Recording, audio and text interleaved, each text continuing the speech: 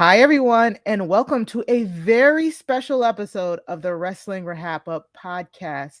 As always, I'm your host, Mari Forth, and with me, as always, my co-host, my tag team partner, a man I've seen probably so much of this week, which is fine. Okay, good. Mr. Matt Scott. Matt, how Just you doing? making sure. I'm good, Mari. It's been so long since I've seen you. It's been good to be in touch. We just podcasted, as everyone knows, the other day. I should be able to say that because I'm a podcaster, but whatever. We saw each other yesterday. We're podcasting again today. We're going to be podcasting tomorrow after Money in the Bank. Busy, blessed and highly favored. I don't know. Yeah. Maybe that's my new catchphrise. I'm just blessed and highly favored. The weekend of Matt and Mari, like the weekend of Matt and Mari, Wrestling RHAPup weekend. And it's a big weekend. I mean, the wrestling landscape this week is just completely just opened up. We've got the live crowds back, at least for the WWE just got their crowds back. AEW's been had their crowds back. And so it just feels like we are really revving up to get to like SummerSlam, All Out, and it just feels different. You know, when the crowds are back, it does feel different. So, we're really excited to start this, what are they calling it? The new era, the post-pandemic era of wrestling. So it'll be really interesting to see what we get. Yeah. So, like I said, this is a special episode. So our last episode, it should have just dropped yesterday. You want to check out our Money in the Bank predictions episode. That's where we talk about everything that's going to go on at the pay-per-view tomorrow. We will also, like Matt said, we will be doing a live stereo reaction podcast directly after Money in the Bank. So download that stereo app. Follow me at Mari Talks Too Much on stereo.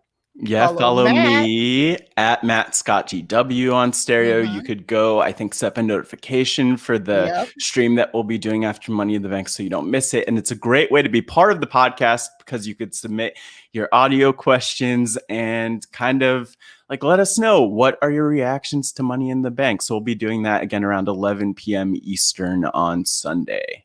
Yes. If you follow both of us and you turn on your notifications, you'll know exactly when we go live because, you know, sometimes it's unpredictable. We don't know how long these pay-per-views are going to be.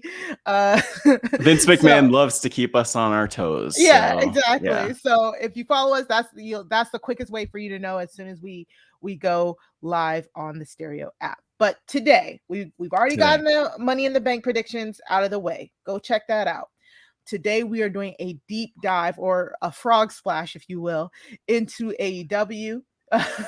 We haven't gotten a chance to really talk about AEW because it's been just so jam-packed.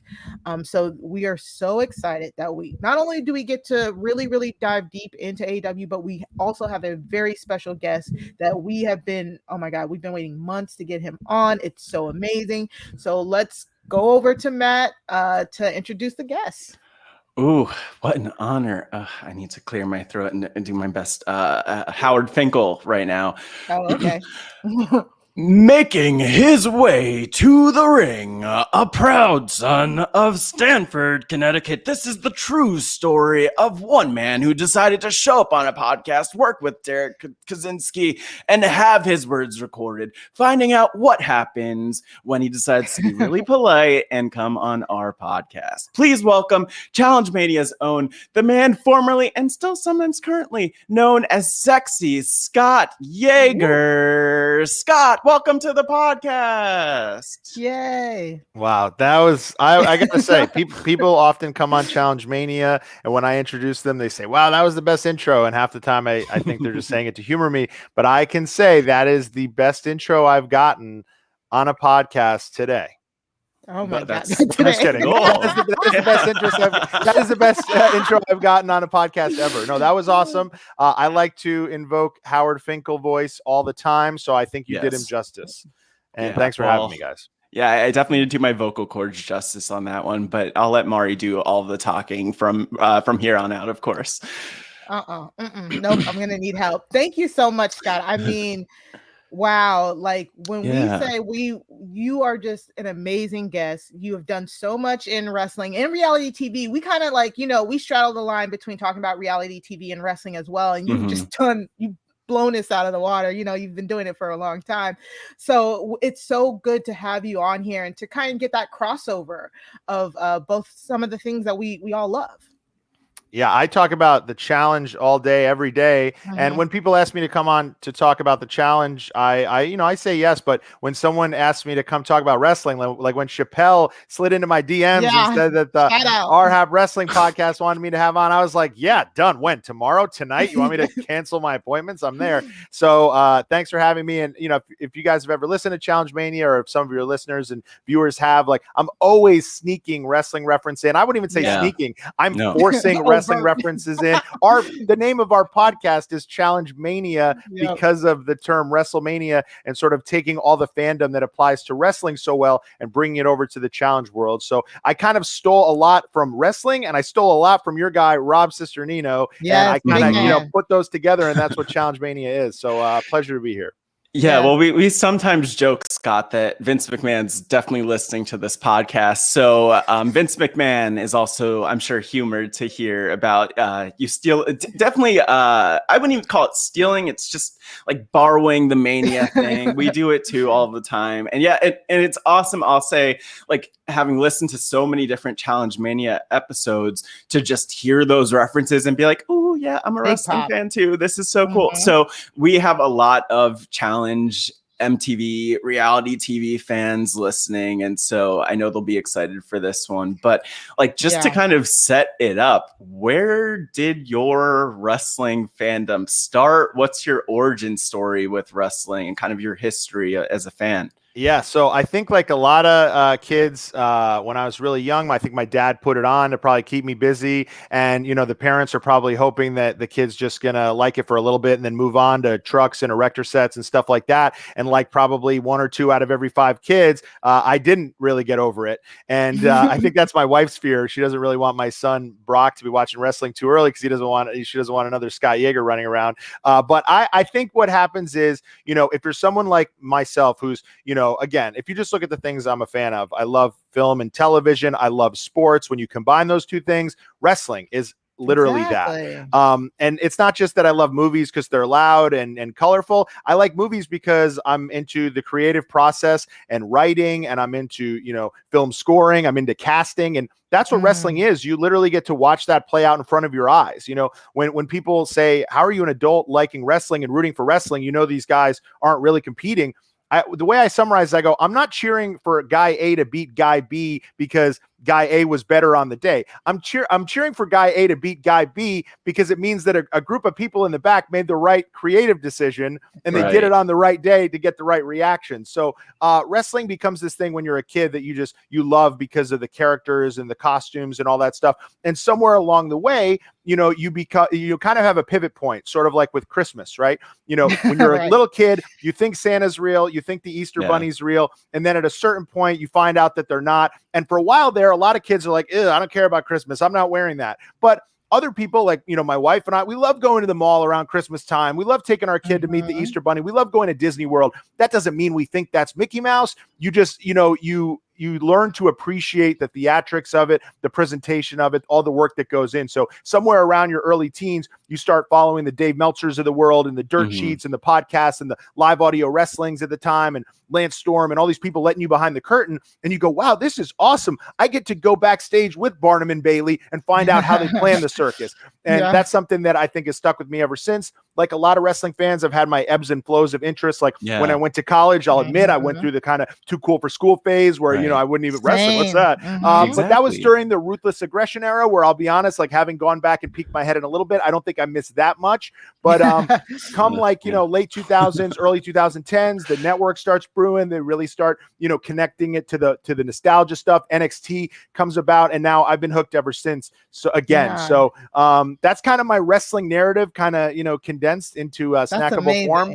But and I love the way you put that, because it's so true. Like, people don't understand. Of course, we know it's fake. Like, why do you think that's the ultimate gotcha moment when you meet a wrestling fan? like we haven't heard it 20 million times before, you know, and it's not fake, you know, it's scripted. That's, you know, that's the you don't want to use the F word. They, you know, people get mad about that. It's not fake, it's scripted, but I still don't understand why people think like that's the first thing you throw in a wrestling fan's face, because I'll be the first one to be like, but do you like Game of Thrones? You know what I'm saying? Like any other other scripted TV. Yeah. I think people just like when you are so into something that they're not, you know, and when like I liken it to music too, you know, there's just not enough time to listen to every band, right? Like we just don't have time. So and if I don't listen to a band, I'll be like, oh, I'm not really familiar with them. But there are some people who they don't listen to a band, they've heard one song, and so instead they say, well, that band sucks, right? Right. And you know, with like stuff like reality TV or sports, people will say like, I hate soccer, it's boring. You know, hockey's lame. Just because they don't have enough time, because they already watch MMA and wrestling and football and basketball, and they don't have time for hockey. And so there's two different types of people. There's people who just admit like, hey, I'm not really into wrestling, it's not my thing. And there's people who are sort of jealous that so many people are into something that they have to say, well, I don't like it because it's stupid and fake. You know, it's kind of like comic books. You know, comic books now, unfortunately, are the biggest thing in the world, the movies, and you have to like them. But so many of those people used to try to shove people into lockers and be like, take your comics, loser. And at the time, it was because they probably didn't know how to read, you know? And it's like the fact that these subcultures are so intimidatingly complex and you kind of have to dive in. I think we love it because we dive in. We watch all the wrestling. We listen to all the podcasts. We want to be super fans. To a lot of people, it's sort of like, that's a lot of work. I'm just going to pretend I think it's lame because it's fake. And so that's the thing where when people come at you and they try to remind you that it's fake, I think now with podcasting, with wrestlers on social media, it's getting harder and harder to pretend that the average wrestling fan believes that it's real, because you see out there, Chris Jericho does a match with Kenny Omega, and 2 days later he's podcasting with Kenny Omega about how the match went. So old school wrestlers don't really like that. They think it's letting people behind the curtain too much. But as an adult wrestling fan, I love it, because when that idiot tries to come and tell you, hey, you know, wrestling's fake, it's like, of course I know it's fake. Everyone knows it's fake. Steve Austin is interviewing Bret Hart on the WWE Network right now about how it's fake. Yeah. And I think the other part of that that's like really interesting is that, you know, a lot of times, like Mari and I were about a month ago watching the movie Ready to Rumble with David Arquette. And, you know, that's one portrayal of fandom that's not great at all. You know, it kind of makes them it makes them look like ridiculous. This was also like American Pie era too. So we kind of got those vibes. But I think the other thing that's really cool is that like when you're talking about wrestling and people who appreciate your voice and listen to you on Challenge Mania and otherwise hear you respecting wrestling, they give that a second thought. And when we talk about wrestling to like this reality TV fandom, not everyone's automatically converted into wrestling fans, unfortunately, surprisingly. But you know what? Like, it's cool because they're like, huh, interesting. It opens the audience. And that's the thing. Like, a lot of the people who we have on who are not even wrestling fans kind of have that moment where they're like, okay, maybe I'll watch the next pay-per-view. Okay, maybe I'll start watching again, or I'll start watching for the first time. So it's cool like that we kind of be that bridge for people, so that you know, that like really basic elementary, like, it's fake, doesn't happen as much, which is cool. Well, there's a reality TV version of it too, which is that's still on. That's what they say. Like when someone finds out you're really into Survivor, you get it with Survivor, The Challenge, whatever. These shows that have been on for 36, 40 seasons, you get the person on the playground, and I always use the playground as the reference because I'm always on the playground with my son and there's other adults there. And often you will get people who say that's still on. And I kind of call BS on that, because I'm like, even an average TV fan should have by seeing commercials should know that something's still on. It's like they're trying to dig at you like, oh, I thought that would only last 7 seasons. Like, actually 12 million people a week watch Survivor. Actually, The Challenge is on season 36. And so killing it too. Both genres, reality TV and wrestling, and then I mentioned a couple niche sports as well that get this.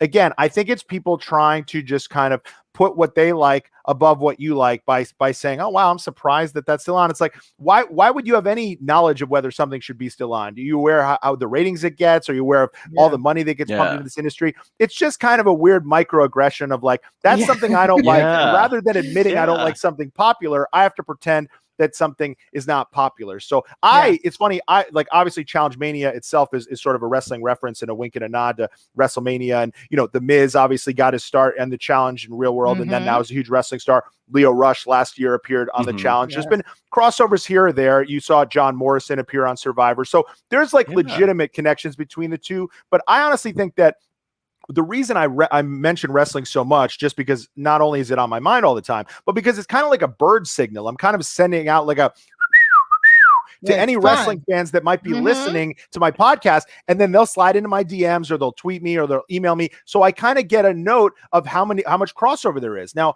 I talk about other stuff too. I'll talk about music. I'll talk about movies, and I get some responses, but not as much as wrestling. So it tells me that there really is a crossover between wrestling fans and reality fans, and not just the average reality fan, but the reality fan that then seeks out a podcast like Challenge Mania or RHAP, because it says that this person is not just a fan of this thing. They're a fan who wants more of it, who wants to be a part of it. And that to me is the number one appeal of wrestling, is that you watch it on TV, but if you like it on TV, you can go Google, when are they coming to my town? And you could live in Boise, Idaho, and they'll come once a year, maybe. And you can go sit fourth row and you can yell at Becky Lynch and she might come around and sign something. And on your way out, you can buy a foam finger and a t-shirt, and it's a three-dimensional experience. So when you get home, if you want to hear how the show was, you can listen to a podcast, you can listen to you guys talk about it. It's a really four-dimensional experience.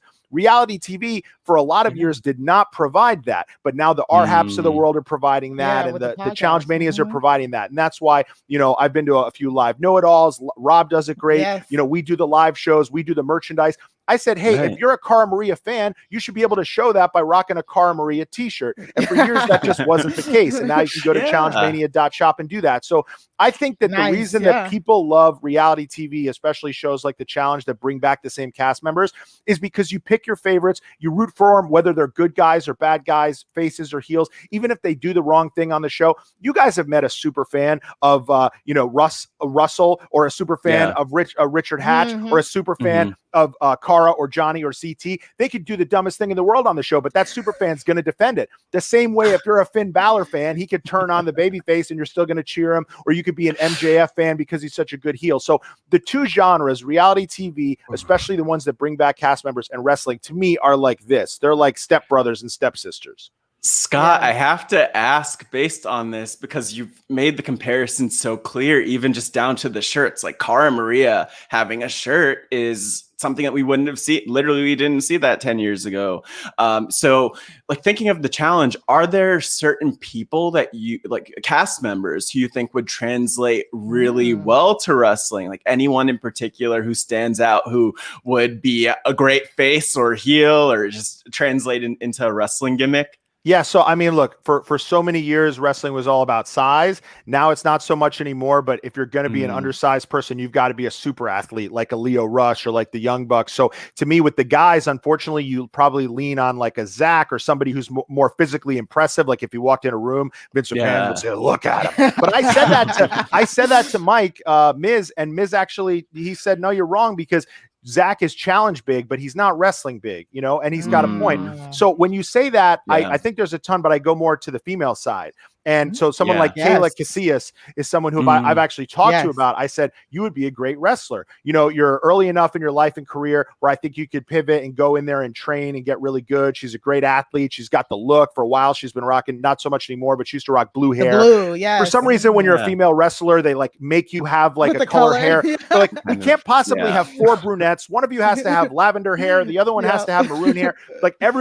That's just a thing with the female wrestlers. So when Kayla dyed her hair blue, and I remember I think she had at the time had some sort of a working relationship with Gerald Briscoe. So we had to talk about it. We were trying to come up with wrestler names for her. And I said that she kind of looks like Gal Gadot. So we were talking about maybe you're like Diana, which is half Wonder Woman, and Avenger, Diana Avenger. We actually came up with a wrestling name for her. Cool. Because I do think that when it comes to women's wrestling, since it's kind of the athletic sort of women's wrestling boom that we've been in since around 2015, it's fairly new. Like to me, it started around, a little bit before NXT Brooklyn, but then like obviously Bayley and Sasha kind of blew it out. And the first kind of rookie class of these really respected women is obviously Charlotte and Becky and Bayley and Sasha, and then everyone who's come since. And they brought over a lot of great Japanese talent. And so we are now about 6-7 years into the women's wrestling revolution, whereas the men have had 40 years, and it's, ebbed and flowed with size and this and that. So I do really think that if a Jenny West or if a Kayla Casillas or if a Cam or if one of them decided, hey, I really want to try this, they're athletic enough and they're really good, I think, at adapting, obviously, on the fly to all these different challenges. The challenge of becoming a wrestler is so hard, but I think that I don't want to say the degree of difficulty, but I think since women's wrestling is evolving every day, you know what I mean? It's one of those things where you could really get in there, and if you put a solid 2-3 years into it, you're 2-3 years into something that like a lot of women have only put 6 years into. Whereas if you're coming out the gate as a say like, say you're one of these athletes that WWE scouts, like a Baron Corbin, and they take him off the offensive line from the NFL and turn him into a wrestler. Baron Corbin looks great, on camera, but he's not a 20-year veteran like Samoa Joe, AJ Styles, or Kevin Owens. So when they wrestle, it kind of stands out. It's like he's got 3 moves that look really good, but you can tell he's not like a guy who grew up loving wrestling with a passion. With the women, it's a little easier to fake it till you make it. You know what I mean? The Alexa Blisses of the world and the Mandy Roses of the world, they don't stick out like sore thumbs when they're in there with Becky Lynch and Bayley's and even a Carmella, because I think that the bar, I don't want to say the bar is lower, but the bar is more even keeled. So when you ask me who from the challenge could come over to wrestling, I immediately, like, 5 women jump off the page. Casey from Big Brother, I think could do it. So I think there's like her personality. I don't know. But no, but she would have to. Her physical is. But look at like a Shayna Basler. Give her a manager. For every woman who jumps off the screen like a Becky Lynch, that's who I think like a Kayla could be or a Cam could be. You sometimes need honestly, you need the Shayna Baslers. You need the tough, gritty women too. So the way I would market and shape Casey is I would focus on the football background. I would focus on the stoicness, and she would be the heater. You know what I mean? She's the Kevin Nash when he's Diesel. She doesn't talk much. She's not the person coming out there cutting promos who jumps off the screen like Alexa Bliss. So women have to have that too. We have a Tamina, you have some of those, but they could use some more. And I think Casey, I don't know how physically imposing she'd look next to a Charlotte, but certainly next to the challenge women, she looks like that. And I think, and I love that you brought up Kayla, because we also know Kayla can throw down too. Yeah. She's thrown down on a few challenges. So I love that. I love that crossover. Yeah. Now I want to see Casey Clark versus Shayna Baszler. I didn't know that was my dream match, but I could see it too. That would be, we need, I don't know if anyone's going to listen in Photoshop, but I want a graphic. I want a poster. I want all that. And then there's the BB USA versus the Big boxing. Brother Canada boxing happening in a couple weeks. And so we'll actually get to see Casey and a bunch of others. I think like Josh Martinez from the challenge is going to be, we're going to see Hamza from BB. We're going to see just a bunch of people who kind of straddle this reality TV world, not only Big Brother. So it's cool that we're kind of getting the crossover between wrestling. Well, we'll see how it all goes. Reality TV, close enough. It's close enough. I think they're in a ring. The part of the thing where people say, wrestling is scripted, and they're like, they don't watch wrestling, but they're really into MMA, or they order a Jake Paul versus Floyd Mayweather fight. It's all the same thing. You know what I mean? One, the outcome is predetermined, and one, the outcome isn't. If that gets you hung up on whether or not you should watch it, then that stinks for you. But to me, the one where the outcome is predetermined, I have a guarantee that if I spent $300 for a ticket or $75 for a pay-per-view, the outcome's going to be good. I'm not going to walk to a bar on 26th Street and Conor McGregor's going to break his leg at the end of the first round. Floyd Mayweather's not going to knock out some YouTuber. So to me, people get hung up on that. But no matter how you slice it, you like to pay money to watch men and women walk down an aisle to songs, right? Stare at each other in the face, go like this for a while, and then go home. And whatever package you need it in, or whether it's written or not, I mean, make yourself feel better about it. But it's all the same. It's the same exact thing. Because I've known so many people who spend their $60 for a quote unquote great match, and it's over in the first round, second round, something like that. That is so hilarious to me. But it's all like, if that works for them, like, good for them. Maybe it's not for us, right? But at the same time, it's because like all of this stuff too, it's like, well, AEW charges what they do for their pay-per-views, but then you also have like the content that actually internationally is still the WWE network, right? And so it's like, it depends on what you're willing to show up for and how, it all comes down to supporting the creators with boxing and the Paul brother stuff, whichever one. That's a whole But other let me just mess, say, I want to clarify. I love Yeah. MMA, right? And I think during those years when I mentioned that I was kind of out on WWE and wrestling at the time, MMA and UFC really, I think, filled that void for me. And that's where I directed a lot of my interests. I was listening to MMA podcasts all the time. I actually worked on an MMA reality show for Bellator, and I was like a rabid MMA fan. I used to get credentialed by the UFC, and I flew myself to Houston and went to a fight. I've been to probably 6 or 7 live fights. So I'm a big MMA fan. I just, for people who think that MMA and wrestling are two completely different things, they're probably as similar as any two quote unquote sports. And then boxing, look, I'm not a boxing enthusiast, but I definitely watch about 4 or 5 fights a year. I totally respect what they're doing with these stunt fights. The Paul brothers and another Paul brothers now going to fight Tyrone Woodley, an MMA practitioner who literally did not ever make a lot of money in his career as the best welterweight in the world. Now he's going to box and probably make as much ever for a gimmick boxing match. So I respect all of it. I watch all of it. I was just kind of drawing the line in the sand for the people who think that you can only like one and not the other. Same thing with AEW and WWE. Exactly. It makes me so mad that you sort of have to either be a WWE enthusiast and loyalist who wishes death upon AEW, or you're a, down with the man, not Becky Lynch, WWE, I'm going to support the little guy fan, and you have to be anti-WWE. I grew up watching WWE. WWE is as synonymous with wrestling as any league or organization is with any sport. And to me, they'll always have a place in my heart, and I'll always pay attention to WWE. But that doesn't mean that I don't think it's cool what New Japan's doing or Ring of Honor's doing, or at the time ECW was doing or WCW was doing, and now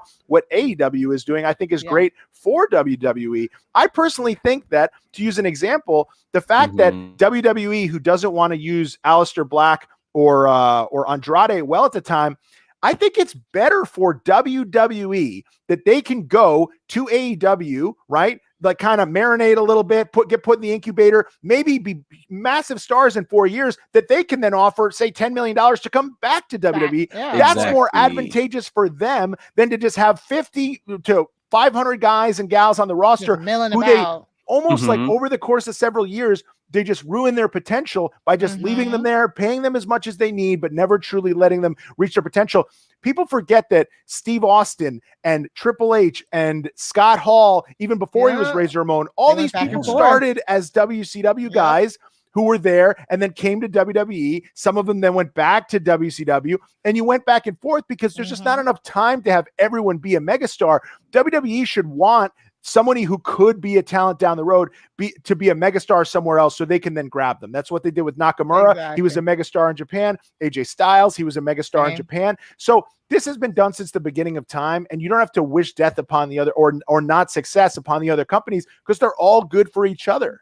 Yes, and that's one of the biggest things why we wanted to start this podcast and stuff like that, because we want to make wrestling inclusive for everybody. Like everybody, if you're casual, if you're a diehard fan, that's what we're trying to do. We want to make it inclusive for everybody. And then we also say all the time that just some stuff isn't for me. But that doesn't mean I'm going to sit here and like just crap on it.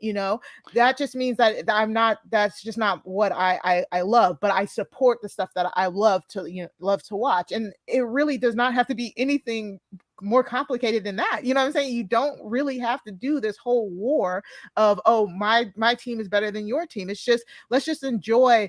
Wrestling is so weird and crazy and just amazing, so let's just enjoy what we're watching and not really try and get into these debates about stuff that doesn't matter in a sense. But I think when it comes to overdoing it, I think the other thing too is, and this is the beautiful thing about AEW being so new, is that like the wrestling fandom tree, like our wrestling fandom family tree, just split off really into like this AEW, WWE. I mean, Japan, there are a lot of people who are dedicated Japan fans who might not be into things like WWE or AEW, but like between those two, it's pretty new. And so we have so much shared history as fans, which kind of brings me back to Scott. We have to talk about Bio Ultimate Warrior, because you were part of that, interviewed for that on A&E. And like, I'm curious for you, even, I don't know if it's beyond Ultimate Warrior, but like, who were your people? Who were your favorite wrestlers growing up, and where does Ultimate Warrior fall in that? Because obviously, as covered in the documentary, his story is like wild to the point where I even forgot about so many of those details. Look, the man Jim Hellwig, say what you will about maybe the last few years of his life, but for the majority of his life, the guy was a piece of crap, right? One of my favorite movies is Braveheart, but Mel Gibson's a piece of crap, right? And so when I was a kid, I'll admit that when I was a very, very, very young kid, you know, the people who I gravitated towards was sort of dictated by who do they make the wrestling buddy of, who looks the coolest on the backpack, you know, and Ultimate Warrior looked pretty cool on the backpack. And, you know, you had wrestlers back then normally had like two colors, like Bret Hart is black and pink and Hulk Hogan is red and yellow. And then Ultimate Warrior is like, I'm the whole rainbow, right? And so this guy who just ran down to the ring wearing fluorescent colors, super painted, you know, all of his toys were so cool. So when I'm like a really young kid, I'm talking like 8 and below, you know, yes, it's the guys who got the toys, and it's the Hogans and the Warriors, the Big Boss Mans and the Jake the Snakes, and the, you know, I've even got my right here. I'm drinking out of my Junkyard Dog cup here. So it's the big characters who got the merch, because when you're a kid, that's kind of them subconsciously telling you who you should like. Then when I get a little older, and I throw British Bulldog in there too. He was a big favorite of mine, Mr. Perfect. But then when you get a little older, and again, you start appreciating the craft of wrestling, and you're watching the matches, and your brain starts to go, wow, most of Ultimate Warrior matches suck. Most of Junkyard Dog's matches suck. But you know who's really great? Bret Hart. You know who's really great? Shawn Michaels. But wait, he just threw his buddy through the glass window at the barber shop, man. I don't even want to get my hair cut. I'm scared somebody might do that to me, but he's really good, right? He looks really cool in that leather jacket. So you get to like that 8 to 12 range, and that's when I really got into the Bretts and the Shawns and the Razor Ramones, and I'm starting to watch WCW, and I'm watching these really great matches with guys like Rey Mysterio, Dean Malenko, Booker T, and that's when you're like, wow, I like guys who are really good in the ring, can talk, that's fun too, but I appreciate this for more than just the colors in the backpacks. And then, you know, I'm a mid-90s guy, so I really got into ECW. I fell in love with the idea that you could go to a show that was in a bingo hall or the Elks Lodge in Queens and get really close to these guys, and people are pouring beer on 13-year-old kids, and my dad's sitting there reading a novel because I was too young to go by myself. My dad would come, buy a ticket, and just read like Michael Crichton while Sandman's pouring beer on his kid. So then I'm getting into the Rob Van Dams and the Tazes of the world and the Dudley Boys, and then watching those folks end up going to WCW and going to WWE was awesome, because it's like, hey, I was there when they were just wrestling in bingo halls, and now they're at Madison Square Garden. So now as an adult, I sort of have this revisionist history where I really appreciate a lot of wrestlers that at the time I probably, like right now, you know, I always say I love Bam Bam Bigelow, but as a young kid, I think I was probably rooting for Lawrence Taylor to beat Bam Bam Bigelow at WrestleMania 11. Now as an adult, I watched that match and I'm like, how did Bam Bam Bigelow manage to make Lawrence Taylor look so good? Look at these awesome bumps he's taken with these weird forearms that Lawrence Taylor's given him. So now there's a revisionist history where you sort of appreciate the Rick Martells of the world and the Mr. Perfects of the world and the heels of the world. But as a kid, I was spoon-fed the baby faces, and I probably ate it like I ate a bowl of Frosted Flakes. So at the time as a kid, very young, Ultimate Warrior was a big deal to me. But literally, like as soon as you read the first thing about him, or as soon as you get the first kind of sort of feeling of how wrestling matches should go and how exciting they can be, you kind of turn on the Warrior. And I'll admit that, you know, as much as I know about his career and as much as I was really excited to talk about him because he's such a divisive figure in wrestling, and he has the highs of the highs success-wise and then the lows of the lows career and personality-wise, he's almost the perfect subject for an A&E documentary, but he is a very complicated figure to root for. I think, you know, I choose to, and I know a lot of people can, I choose to sometimes separate the iconography of the character of the Ultimate Warrior. And you got to do the same thing with Hulk Hogan too, unfortunately, where it's like, am I going to cut out an entire 15-year period of wrestling nostalgia from the merch and am I supposed to not watch WrestleMania 1 through 9? And so I kind of choose to separate the characters from the people, but it is hard. So yeah. Yeah. And I think it depends on how connected you are to them to begin with. You know what I'm saying? Like if you grew up in that Hulkamania era, it'll be harder for you to completely cut him off than if you're me and I'm like, bye. You know what I'm saying? Yeah, so, no, for sure. 100%. Yeah, you completely get it. And I like that when you're a kid, I was the same way. When I was a kid, it was John Cena. I love John Cena. And then I had that whole teenage phase of like, no, I'm like everybody else. I hate John Cena too.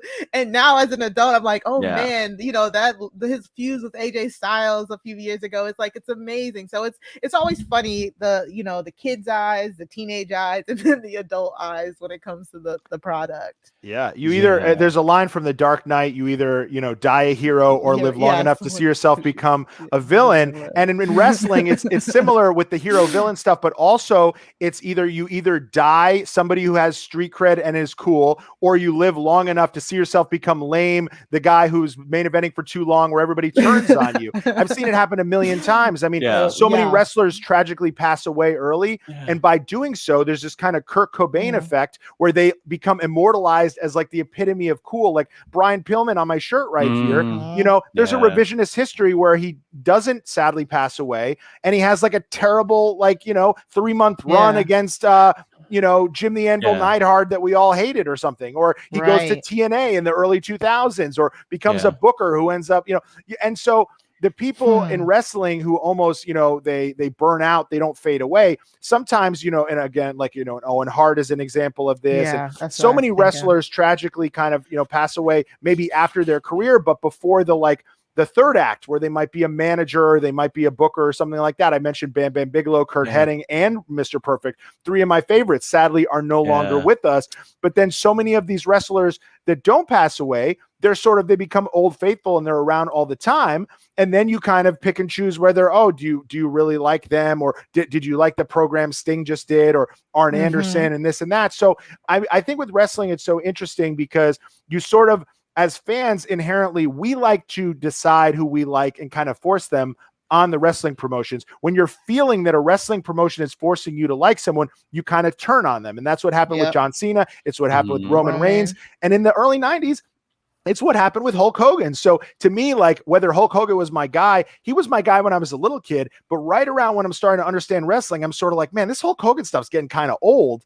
And that's why you jump on a Bret Hart, you jump on a Shawn Michaels, and then he did the smartest thing you could ever do, which is turn heel and create the NWO. Yeah. And so as wrestling fans, perfectly timed, and reinvented himself where he now has this Hulkamania part of his career. He has the NWO part of his career. It's kind of sad that there's literally 2 decades and 2 amazing sort of periods that you have to choose whether you want to remove from your mind. But it's like with that, and on the WWE side, they're doing it with The Rock and Steve Austin, where they're like, we're going to let these guys be bad guys, and you in the audience are going to choose to cheer for them, and we won't even turn them to good guys. We will have them keep doing bad things. If Steve Austin was a guy who showed up at your office and sprayed beer on everybody or gave you the finger, you would call HR. You would hate him, but because he's a wrestler doing it to Vince, he's a good guy. I don't know if I'd call HR if he's spraying beer at our staff. Maybe I'd open my mouth, but it's a whole other story. So, but I think it's interesting how you break this all down, because it kind of points to the changes in wrestling, and it really does feel like 20 years ago, even 30 years ago, though, in wrestling is so different from today in wrestling.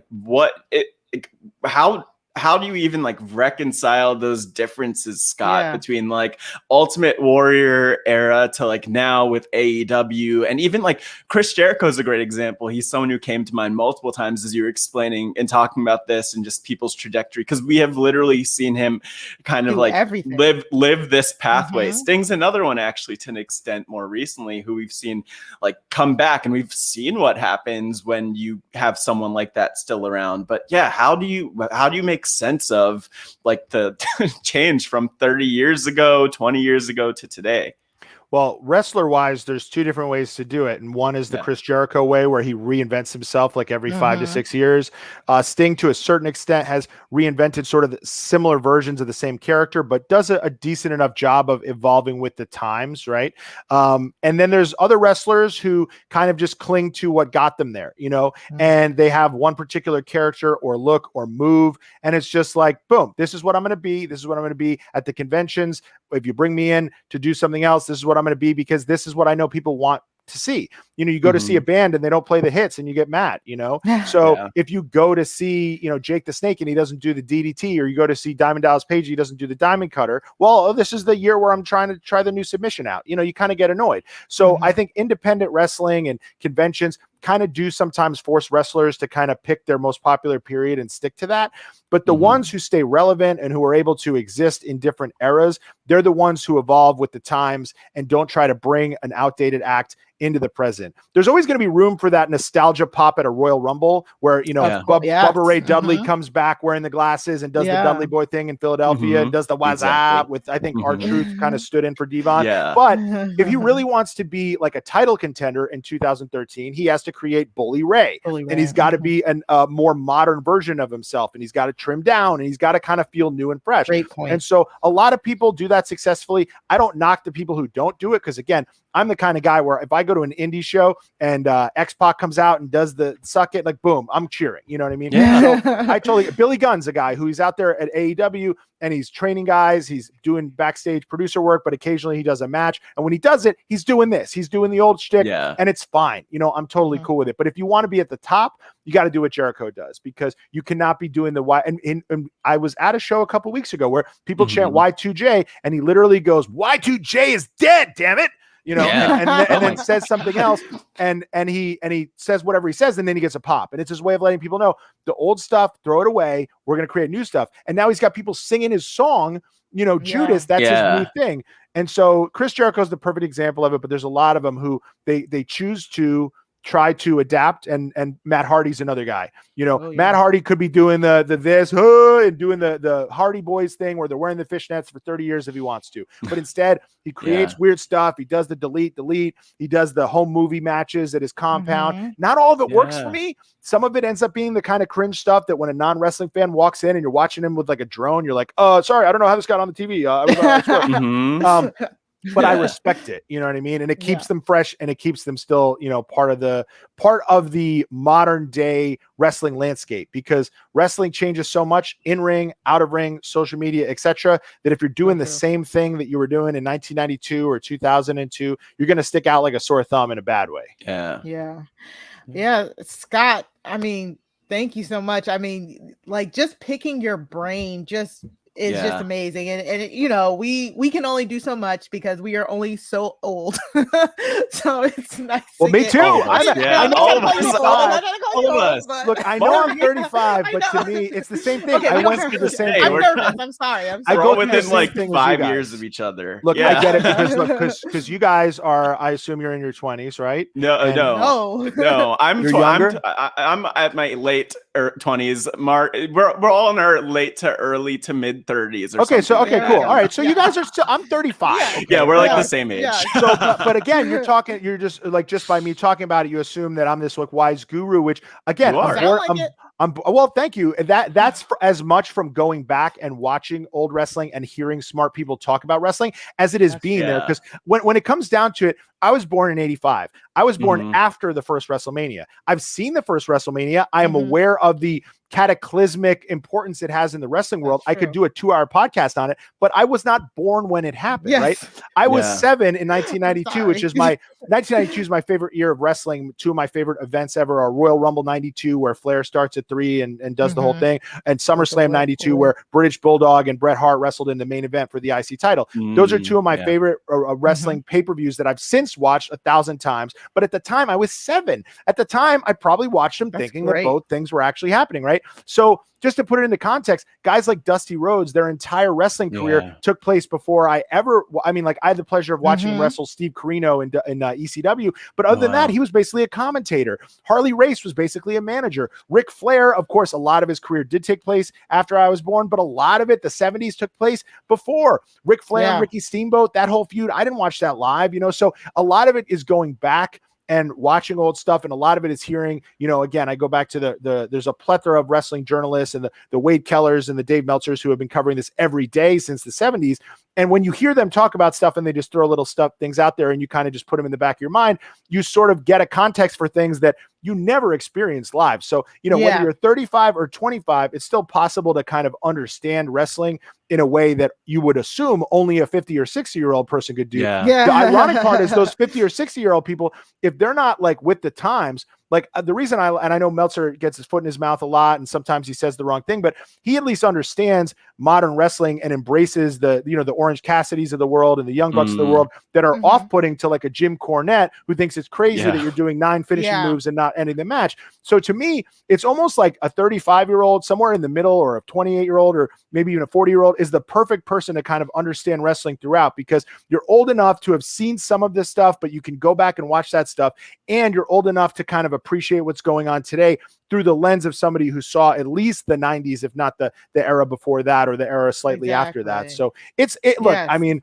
I'm 35, but I probably have the wrestling mind of a 50-year-old, you're good in a way, but not in a bad way, and kind of like a just, understanding. I probably understand wrestling all the way back to 70, at least to a certain extent. I could name the people and tell you who was big back then. But I was really only born in 85. And let's be honest, you don't like pop out of the womb and put in a pay-per-view. So like, it sounds like you did.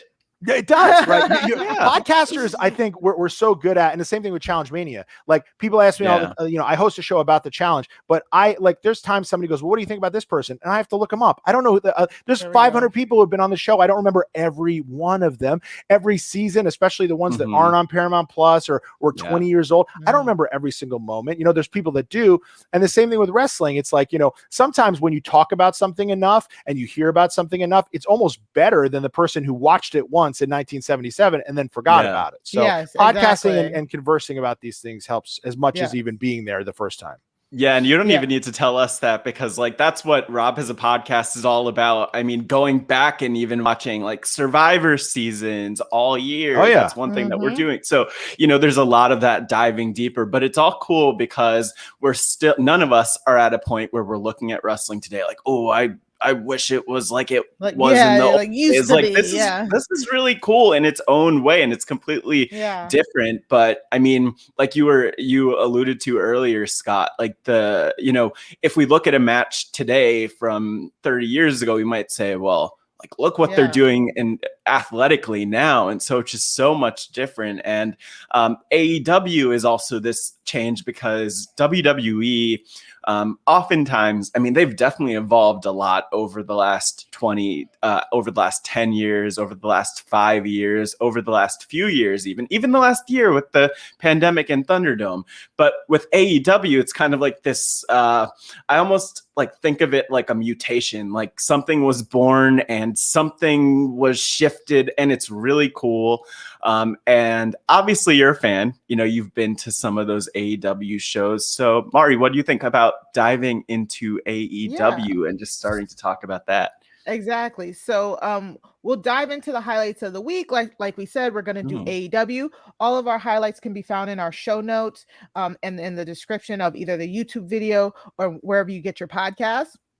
So of course, we brought Scott on because you will be our resident AEW expert. We watch, but it's very on and off because Lord knows we have to watch so much stuff. Wednesday though is like the worst for me. It's like well, thank God everything NXT left, but it's Big Brother, Survivor, The Challenge, AEW, and NXT were all on Wednesday last year, and it's like, what do you do? It's it really is a lot. So, and with the wrestling world, I will say with podcasts and the wrestling world, the reason that these networks pay so much for wrestling still to this day is wrestling is one of the few things that you really like to watch live. The gift and the curse of these companies being so good on social media now is, I'll admit, if I miss AEW on Wednesday, and this goes the same for Raw, SmackDown, etc., and I'm on social media while I'm, live tweeting the challenge, whatever. These companies do such a good job of tweeting out the highlight clips of the show. By the end of the night, I feel like I watched it anyway. So I probably don't go back all the time. and watch the whole show, but I get to stay very plugged in. Then I wake up the next morning, I listen to Meltzer's podcast, I listen to Masked Man show, I listen to you guys. By the end of it, I feel like I watched it anyway, and I didn't technically watch it. Now my DVR recorded it. I think they get like half points for that. So regardless, I think that nowadays with so much wrestling on, but so many ways of picking up what happened peripherally, it's almost like when people go, oh, I only end up watching 1 out of every 4 or 2 out of every 4. Again, as long as you're not the person who has to like hate on AEW, like Stat Guy Greg from Cheap Heat, as long as you're not that guy, then I'm cool with you not watching all the time. I'm a diehard WWE fan, and there are months where I don't watch either Raw or SmackDown at all, not out of protest, but because I miss it when it's on and I catch the highlights another way. That doesn't mean I'm not watching it on purpose. It's just, we're busy people. There's other stuff. There's sports, there's reality TV. And again, these companies do such a great job of allowing you to have a similar experience through their social media that I will admit, sorry guys, it's kind of preventing me from going back and watching your show. Not that I would anyway per se. So I thank them for doing it. But I like a surprise, for instance, will often sometimes get ruined for me on social media, whether it's a debut or a run-in or a title change, and then almost out of spite, you don't go back and watch it. Yeah, because you don't get that Stings there, I guess. I guess Stings. Yeah, exactly. And WWE does a good job. That's why it's easier for us to do WWE highlights, because WWE puts like all of their highlights on their YouTube. Yeah. So it's so much easier for us to, especially if we're trying to connect with an audience who might not be wrestling fans, it's so much easier for us to put like the highlights in for them. But that aside, we got AEW Fyter Fest Night 1. Exactly. And the first thing I feel like we had to talk about is Hangman Page comes out to challenge Kenny. Finally, challenge Kenny for his title, and no matter what, when I go in and out of AEW, Hangman Page has been the one person that I have consistently, I'm like, oh, yep, I like him. You know what I'm saying? Sometimes when I come back in, I'm like very confused as to what is going on sometimes. But like holding steady has been my love for Hangman Page. So I'm so glad that he challenged Kenny. Kenny turned it into a 5-on-5 elimination match. But now if Hangman Page and the Dark Order win, then they get shots at Kenny's title and the Young Bucks title. But if they lose, then Hangman Page, will not get his shot at the AEW championship. So how did we feel about this clip? Let me start with Matt real quick.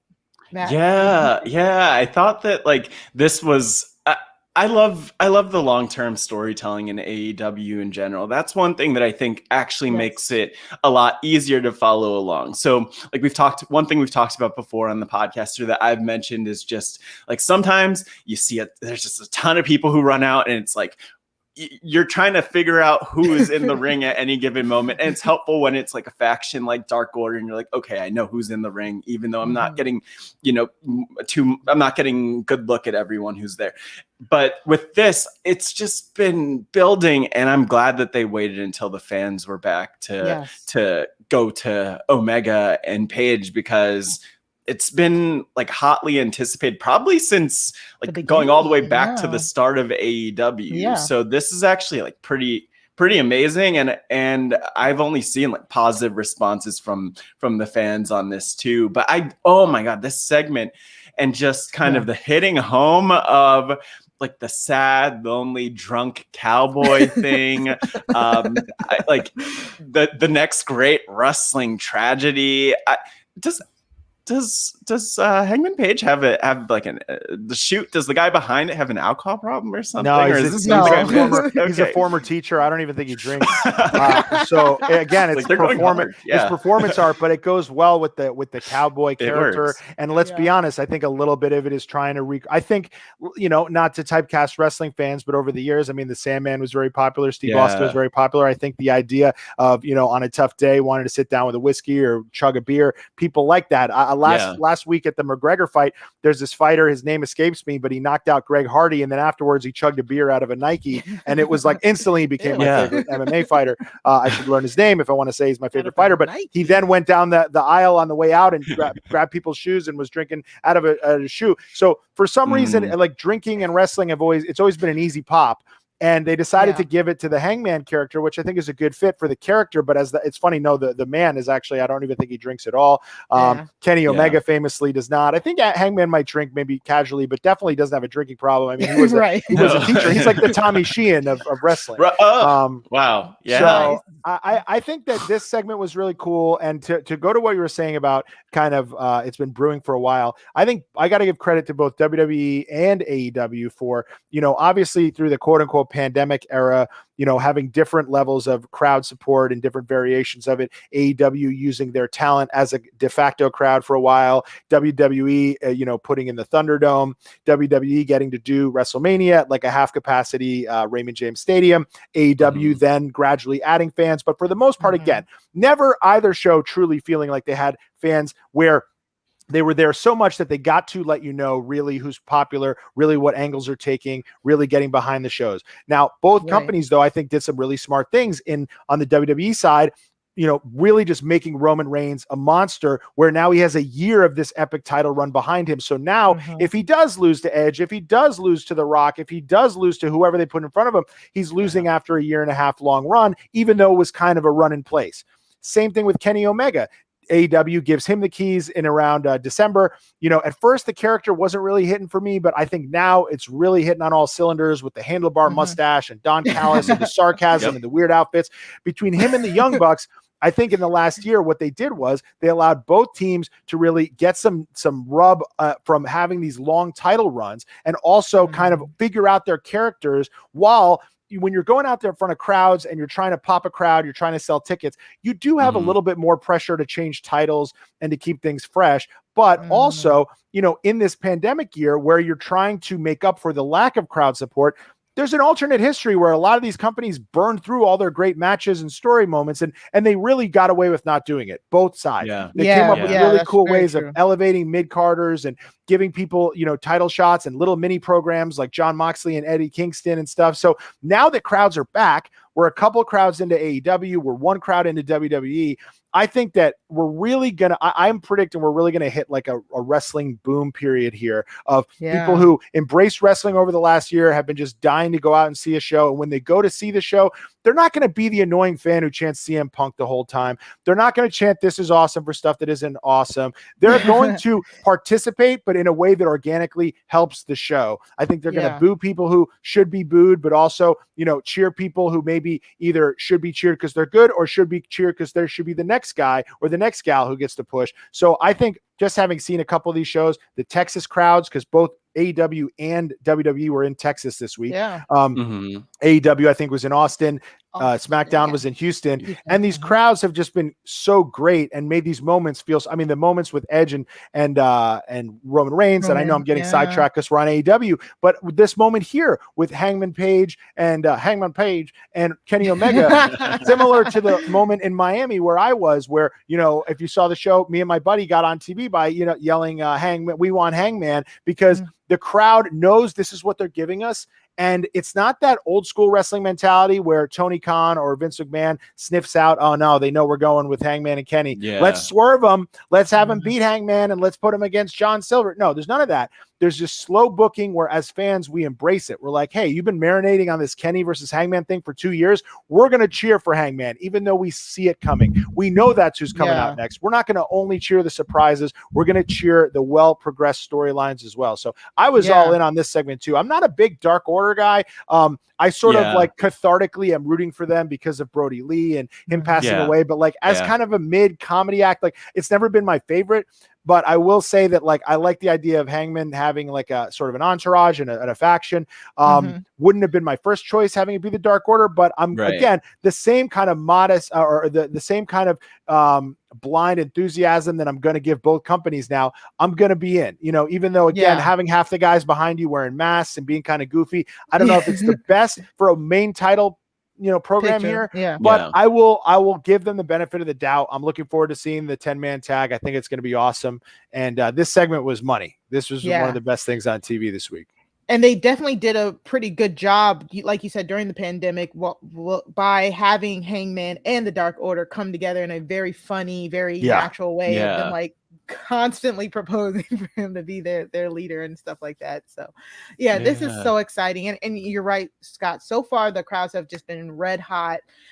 So hopefully that's how it stays, because like you said, we haven't had that contact for wrestling in so long. Hopefully we just don't take it for granted, and we don't get crowds again that try and hijack the shows. And I only say that as somebody who has literally been in the crowds that have really I was in the Brooklyn crowd where that Cesaro had to bust the beach ball. The Raws after Mania and SummerSlam are notorious for just like and I'll be honest, like the WWE is partially to blame for that. I never thought they did a good job booking those shows. I remember I've been to a couple of them, and I went to the one after Mania 33 in Orlando when Roman Reigns had just beaten Undertaker, and Roman Reigns comes out and they boo him for like 10 minutes straight, and that was cool. But the show really itself didn't really deliver. I was like, I think Revival debuted and or FTR at this point, and Finn Balor returned, but there wasn't any like to me. There wasn't big. You really need to, I think, use those opportunities to like make some stuff happen. And for instance, the first show that they had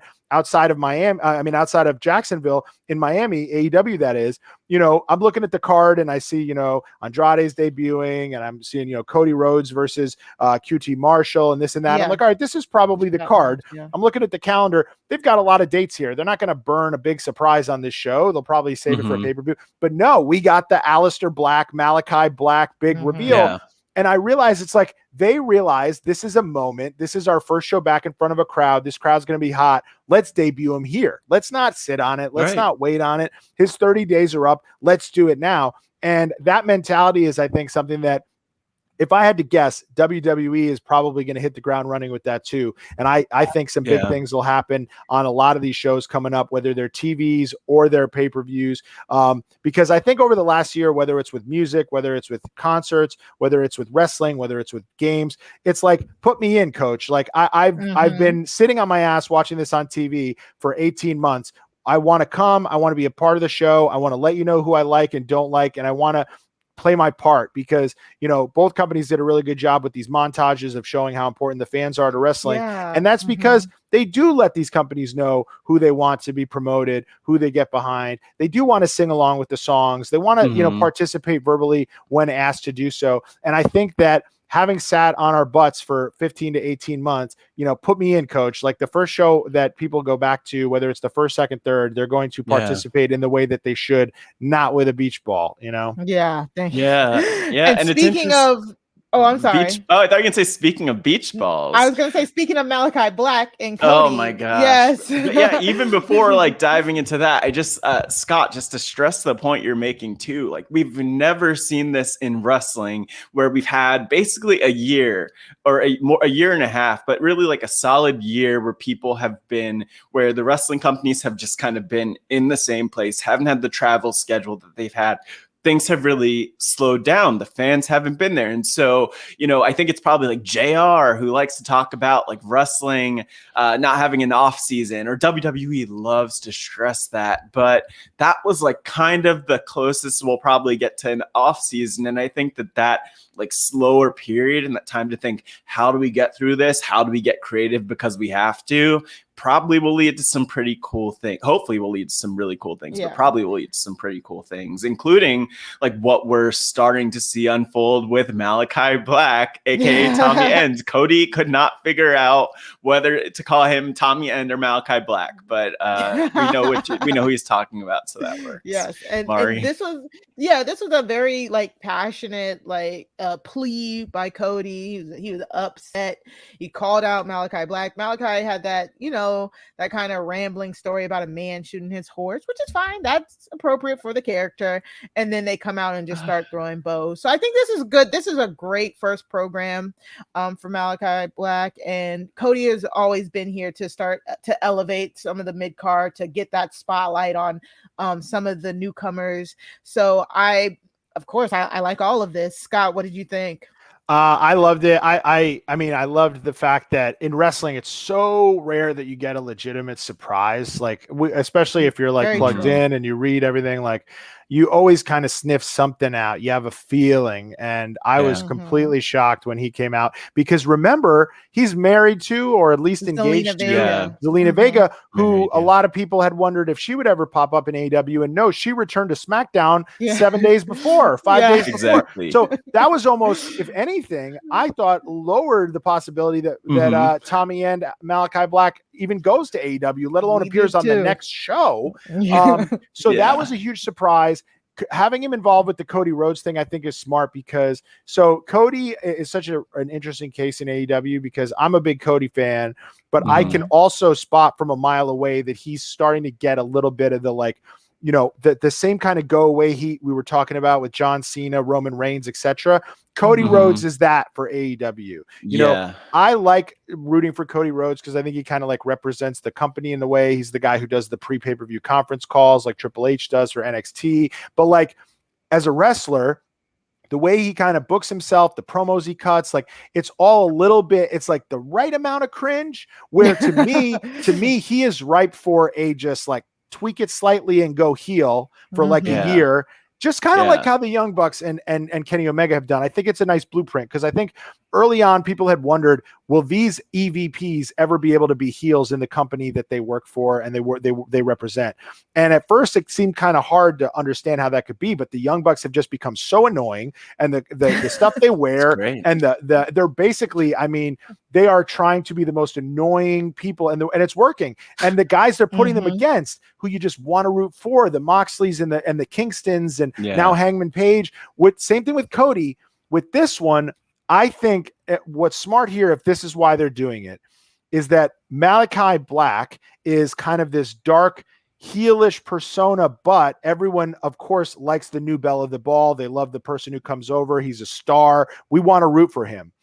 And so putting him against Cody is almost a brilliant fulcrum for turning Cody heel, because Cody does not have to change anything, but we're going to cheer for him getting kicked in the face here. Now, you'll have some kids cheering for him, but like, if you're an AEW fan who loves surprises, who loves indie wrestling, who loves new stuff, who are you going to cheer for? The guy who's been, you know, booking himself in the like top 3 program for the last 2 years and you're kind of sick of, who gets tattoos in weird places, or the new cool guy who kicks people in the face, who shouldn't have been in WWE to begin with, who now came over and is cutting these awesome promos. So of course, you know, I keep wanting to call him Alistair. That's why I think they should just go Tommy End with it. But I see the gut mentality of like, okay, involves something that you know him as, the black thing, I guess. But like, to me, I think they should have just went right back to his roots, Tommy End. I think I would love it if AEW was the place where if you went, so like if you're a Tyler Black who then becomes Seth Rollins in WWE, I would love it if he ever came over. Now he's Tyler Black. Like,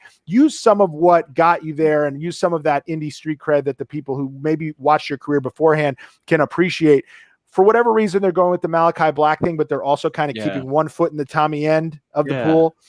So I just think that for this program, I like it. Part of me says, when you see it, you go, really? He's here, but we're going to hit him with Cody. And if that's the reason they're doing it, then I think it's brilliant, because it's a great way to if you've read some of the memes and stuff, people are already making fun of Cody for he gets this shiny new toy. And instead of putting him against, you know, someone like a Jungle Boy or putting him someone like a Darby or he goes against him. If that's being done subconsciously to help turn Cody, to make Cody now be that go away heel, because I think if Cody gets a run like that under him, then will eventually come back and he'll be the biggest babyface in the company again, like he was at the beginning. Agreed. Yeah. Anything else you want to add, Matt? That's it. That's it. I think there's like we'll see what happens with this one, but Yeah. I mean the thing that I think is just most interesting is like this. I don't really understand the 1 foot in the Tommy End door. I actually appreciate it though because it's not insulting the fans' intelligence. Like we were expecting him, the former Alistair, to show up as Tommy End wherever he'd go, and the fact that they're kind of saying, well, like, yeah, we know that you go by Tommy End, but you're also going by Malachi Black as a transition into the Malachi Black thing could be cool. But yeah, hopefully they kind of like plant a foot firmly in that and just like run with it, and we'll have to see where it goes. Tommy End is such a cool name. It is. That, it's not like his name is like, you know, I don't know, Kensington Montgomery or something. Like his name fits. It's cool, and everybody knows it. And what's interesting is since humble brag. Since I was there and I experienced it live, I didn't know what they called him. I assumed they called him Tommy End. Everyone's chanting Tommy End.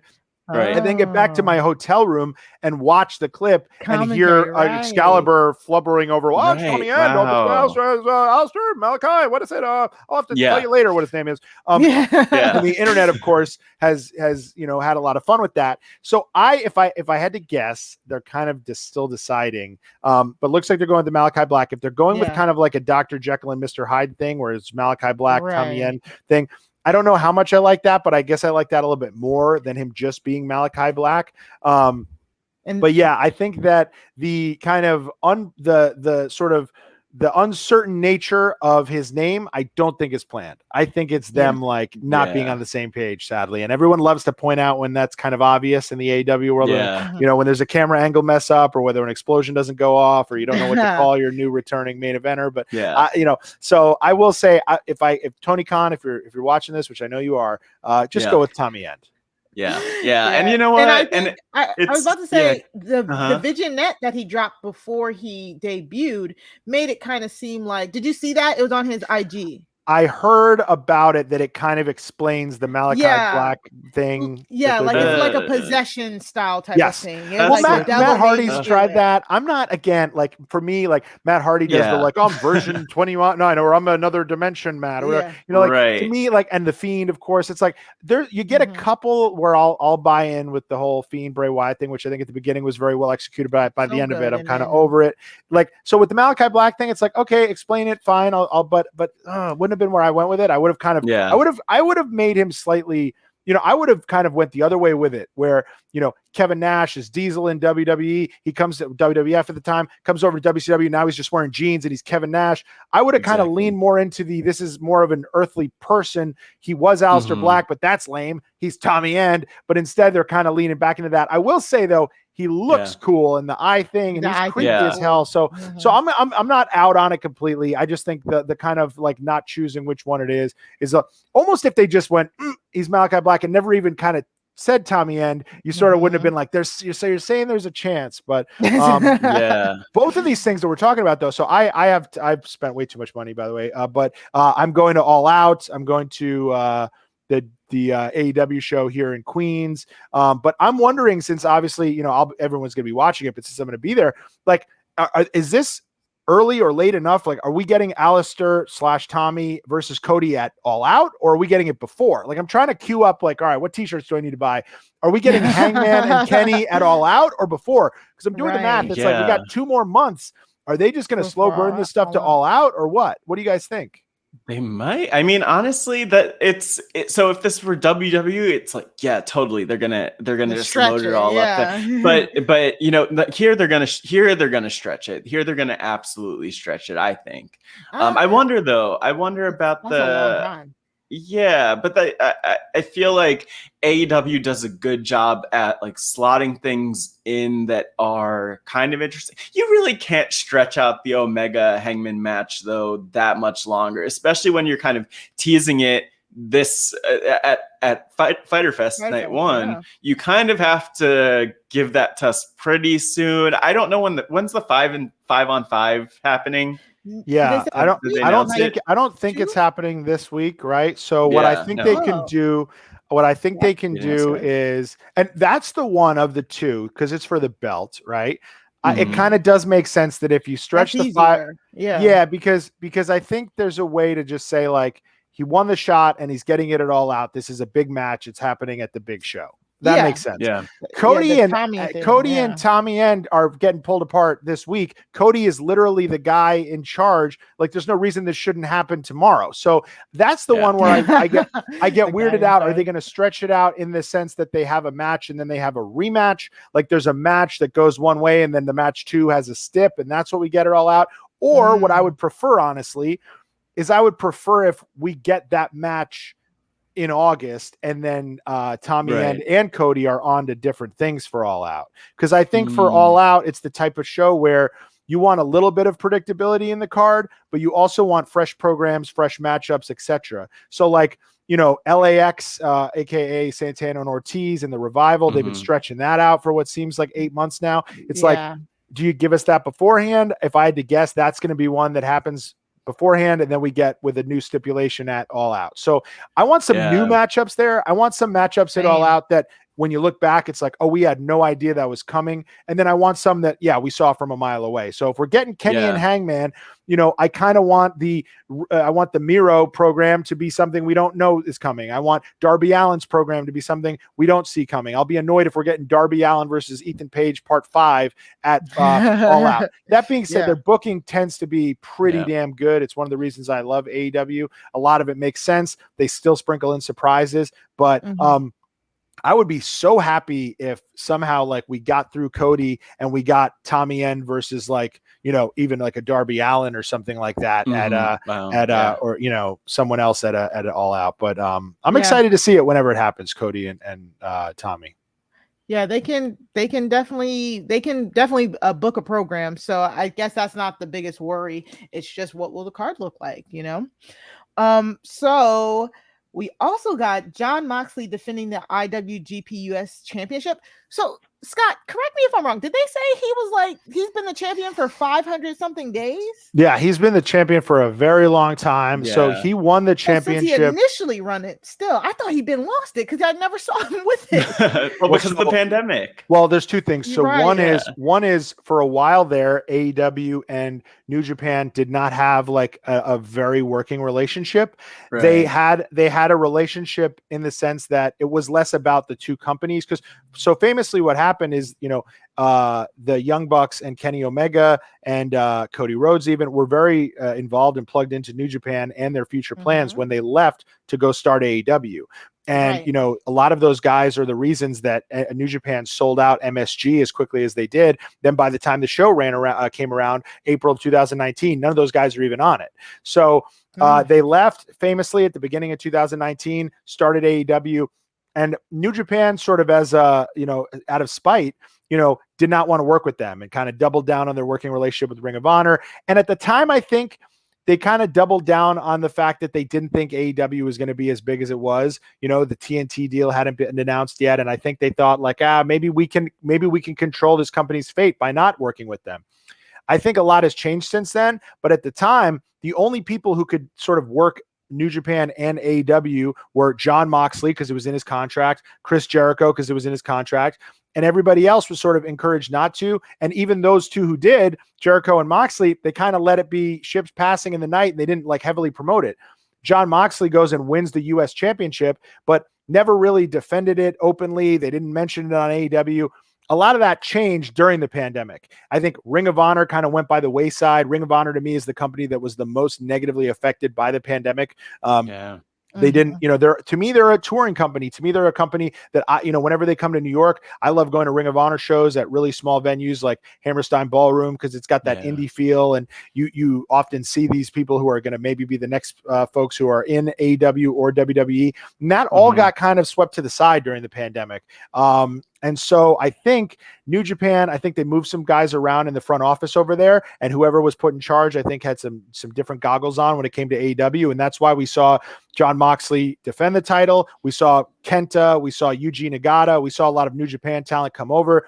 We saw Leo Rush premiere at least briefly in AEW when he's actually under a New Japan contract. So they're clearly starting to work together more. And I think it's going to benefit both companies. New Japan, sadly, also really negatively affected by the pandemic. Japan as a country has been, at the beginning, handled it very well, but now in the vaccine era is kind of falling into the back of the line because they don't have a very highly vaccinated population. So a lot of their shows over there are still taking place at limited capacity. If that, they're in a DEFCON 4 situation. I forget what they call it, lockdown or code red. They're supposed to have the Olympics there in a couple months. So they really, I think, New Japan has struggled in the last year. They went from being one of the coolest companies in the world, even here in the States, to now I rarely hear United States wrestling fans talking about New Japan. So I think once they get back in the swing of things and once international travel starts to float both ways, you'll see AEW guys going over there and vice versa. So I think it's cool because a lot of the AEW fans are smart fans. All you have to do is mention IWGP title. They know what it is. They can do the math. You don't have to like educate them. I think if somebody showed up on SmackDown with that belt, everyone would say, what the hell is that? But people know the history of the Bullet Club and Carl Anderson and him and Moxley had a great match. It was for a title. I don't think it's for a title many people thought was going to change in the first match at Dynamite, but it's cool to see Moxley have a belt. You know, like AEW, when you slice it, they really only have 3 real belts. Well, 4 if you count the women's belt. But then they have these like kind of 2 pseudo belts in the IWGP title. They also have the FTW title that what is that really? What is that? I didn't even know what it was. It's great. It's like the so UFC a couple years ago, there was a fight between Nate Diaz and Jorge Masvidal, who are 2 of the more popular UFC fighters, but neither of them were in title contention. So they just decided to come up with the title and they made the BMF, which stands for Bad Mother Effer. And they had this big thing where one of them, Jorge Masvidal, got presented the BMF title by The Rock, Dwayne Johnson, at Madison Square Garden. It's not even a real belt. So talk about this stuff isn't wrestling. Of course it is. But with AEW, they find interesting ways of making an opening match between Carl Anderson and Jon Moxley mean something by putting that belt on it. Kenny Omega technically has the Impact title and the AAA title as well. And he sort of defends those sometimes on AEW shows, sometimes on other shows and abroad. So I think AEW is smart in that way because WWE, I don't know if they still do, but at a certain point had way too many titles. I think they kind of still do have way too many titles. A lot of them cease to mean something. AEW has done a good job by having the TNT title really mean something. Women's championship really means something. Heavyweight championship means something. Tag titles mean something. And you get to have these other things that kind of get added as accessories for matches, but they don't really matter. So I think it's smart. It's kind of goofy. FTW title's a little goofy, but it's like, so it goes back to, well, okay, let me just give you what, it goes back to ECW. But for me, like the first time I ever discovered AEW, I was like 7 years old and family, of course. I wasn't alone, like Home Alone situation. Saw Bubba Ray standing there, and he had like he was just wearing like an armband or something. Bubba Ray was wearing like the FTW thing. And I was like, what's FTW? I have no clue what that is. And so that was like my first experience of that. But yeah, it's been like around a long time. It's, as you mentioned, Scott, it's like Taz is, at least I give credit to Taz for he it was his thing. It was one of his so Taz in ECW had a couple catchphrases and one of them that was on a lot of his merch was FTW, which stands for F the World. And so at the time, I forget I think it was before he won the ECW Heavyweight Championship, he had this FTW Championship that was sort of created as like an accessory for him, and for a while there he had that and the ECW Championship. So it's kind of like, again, it's going back to Taz's roots. And I think what comes down to it is that for whatever reason, the intellectual property doesn't fall under all the ECW stuff that WWE owns, because technically they shouldn't be able to use that, but maybe Taz owns it, because they sell a lot of, if you go to Pro Wrestling Tees, they sell a ton of FTW merch and they use the belt. So for whatever reason, that must be something Taz bought and owned individually at the time. And that was a pretty cool match between Brian Cage. Yeah, great match. And was Ricky Stark. Ricky Stark. Yeah, I wanted to say Zoe Stark. I know that's not it. But like wrong promotion. Wrong promotion. Yeah. So that was pretty cool. So it's kind of like the $1 Million Man title then. Like kind of what NXT is doing then It's almost in a bizarre. sense. It's bizarre Yeah, though. And that's yeah, I pretty think cool, that's a good though. Same comparison. exact concept as the $1 Million. Yeah. And it's Yeah, just awesome. it's strange though to like hear Taz on commentary. And this isn't the first time like you hear him commentating about members of Team Taz, but like to hear him commentate for the match between two members of Team Taz and then to see how that unfolded was like strange because you'd think he'd be like more biased and pumping them up. But man, I liked this one. I don't know and if you can see this, but this is What? me and Hold Taz. on. Taz That's is so wearing cool. an FTW t-shirt, and Yeah. that's me. I don't know if you can see my face, but oh, whoops. Yeah. I was like, So he's holding the Wait, ECW there we belt. go. This is There it is, from ECW era Taz. I Nice. have my classic 1998 bowl cut. Yeah, And he's wearing an very boy FTW band. shirt in the picture.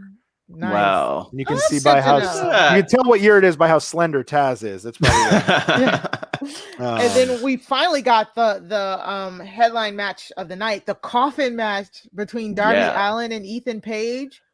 Wow. Oh Yeah. my gosh. That was Wild. so cool. First, when he took the turn belt off, I was like, oh, that's dangerous. Like, that's a really sharp buckle there, too. But the ending of the match. Oh yeah. Darby Allin put Ethan Page in the coffin. We're like, okay, cool. He's the winner.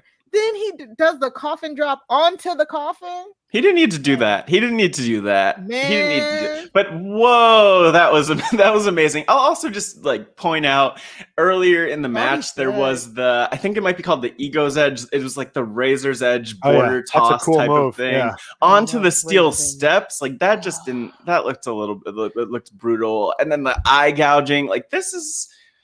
I just love anything that's new and different in wrestling. Darby with the jump with the skateboard onto Ethan Page, which like then knocks him into the casket, like or the coffin. Like what's going on? This was a great showcase of both of them, but like just craziness. Wow. I mean, I want more and more Darby Allin. Like I just feel like there are so many people who have main event potential in AEW, and like the cool thing is that they can pull the trigger on different people, but you need people who are over all up and down the card. Like Darby is in a great spot. It's okay if it's exactly. And so it's like, oh, but that coffin drop, Scott, what did you think of that match and that spot? I mean, the guy, so what I'll say is, I mean, I think it's his skateboarding background and he's a thrill seeker and risk taker. And I think the fact that he's small works in his benefit, that he's able to kind of take these bumps and do these things. And I think not have the entire weight of like that a larger wrestler would have landing in these ways.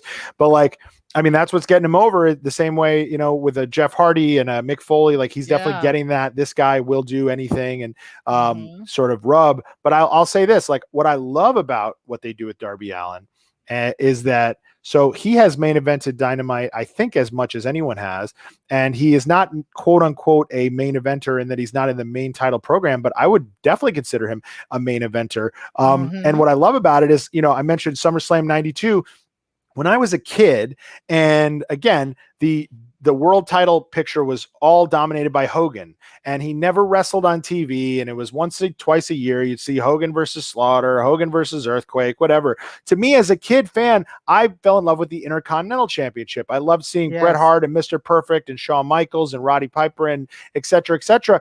And I love that championship. So when SummerSlam 92 rolls around and they have 80,000 in Wembley Stadium and they decide to put the Intercontinental Championship in the main event, I thought it was the coolest thing in the world, because I'm like, wow, this is the match I care the most about. I thought this was going to be fourth, and then I'd have to sit through the, you know, Natural Disasters versus the Nasty Boys after it, and then watch, you know, whatever was Ultimate Warrior versus Macho Man or whatever ends in a DQ with Ric Flair. It's like, and they don't enough, WWE that is, do that. Lean on their quote unquote mid-card championships as main event matches, because what that does subconsciously is it makes it where if you're at a house show or if you're anywhere and the IC title match is on last, it doesn't need to feel like a second-rate match or that you guys got slighted or Hogan's not there.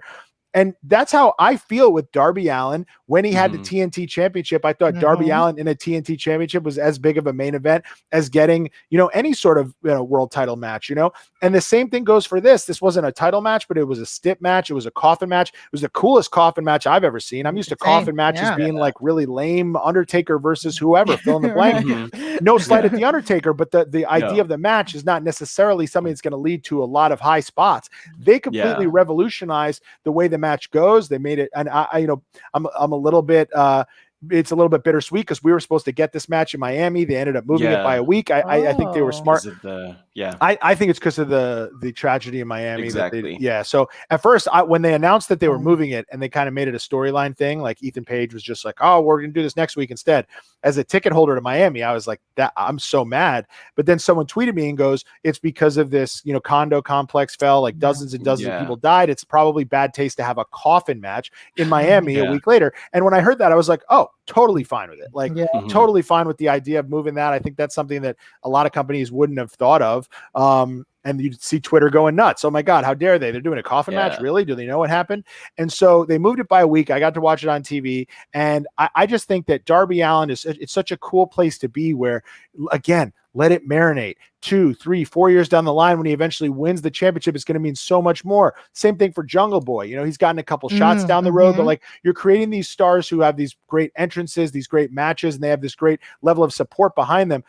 That does not mean like let this act on the support and give them the championship right away. Save it. You know what I mean? These are all big title like searches, hunts, and then eventual programs that are going to be massive the years that they happen. So I love that Darby Allin is in this great spot where you almost like part of your brain says, wait, he's not going for the main belt. He's not a main eventer. But then your brain goes, wait, he main evented Dynamite 6 times and got some of the highest ratings of the year. So I think he's a main eventer, truly and utterly so, even if the belts are not the main event belts. Yeah, exactly. And even that idea of like the main event, upper mid card, the jobber, we don't need to stick with that in wrestling. I mean, maybe that's outdated and I've never thought about that. But I mean, AEW is definitely doing things a bit differently where I think it's not super clear. Like it doesn't feel strange that was the main event. And it's not only because of the caliber of the performers, but it's also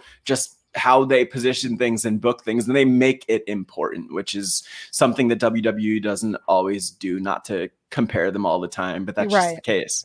Yeah. I think it goes to the championship is like, it's about, I think, robbing Peter to pay Paul. I think WWE is scared that if you make it too much about another championship, and they've done it a couple times. So remember when John Cena had the US title and he did the open challenge thing? That was the coolest thing.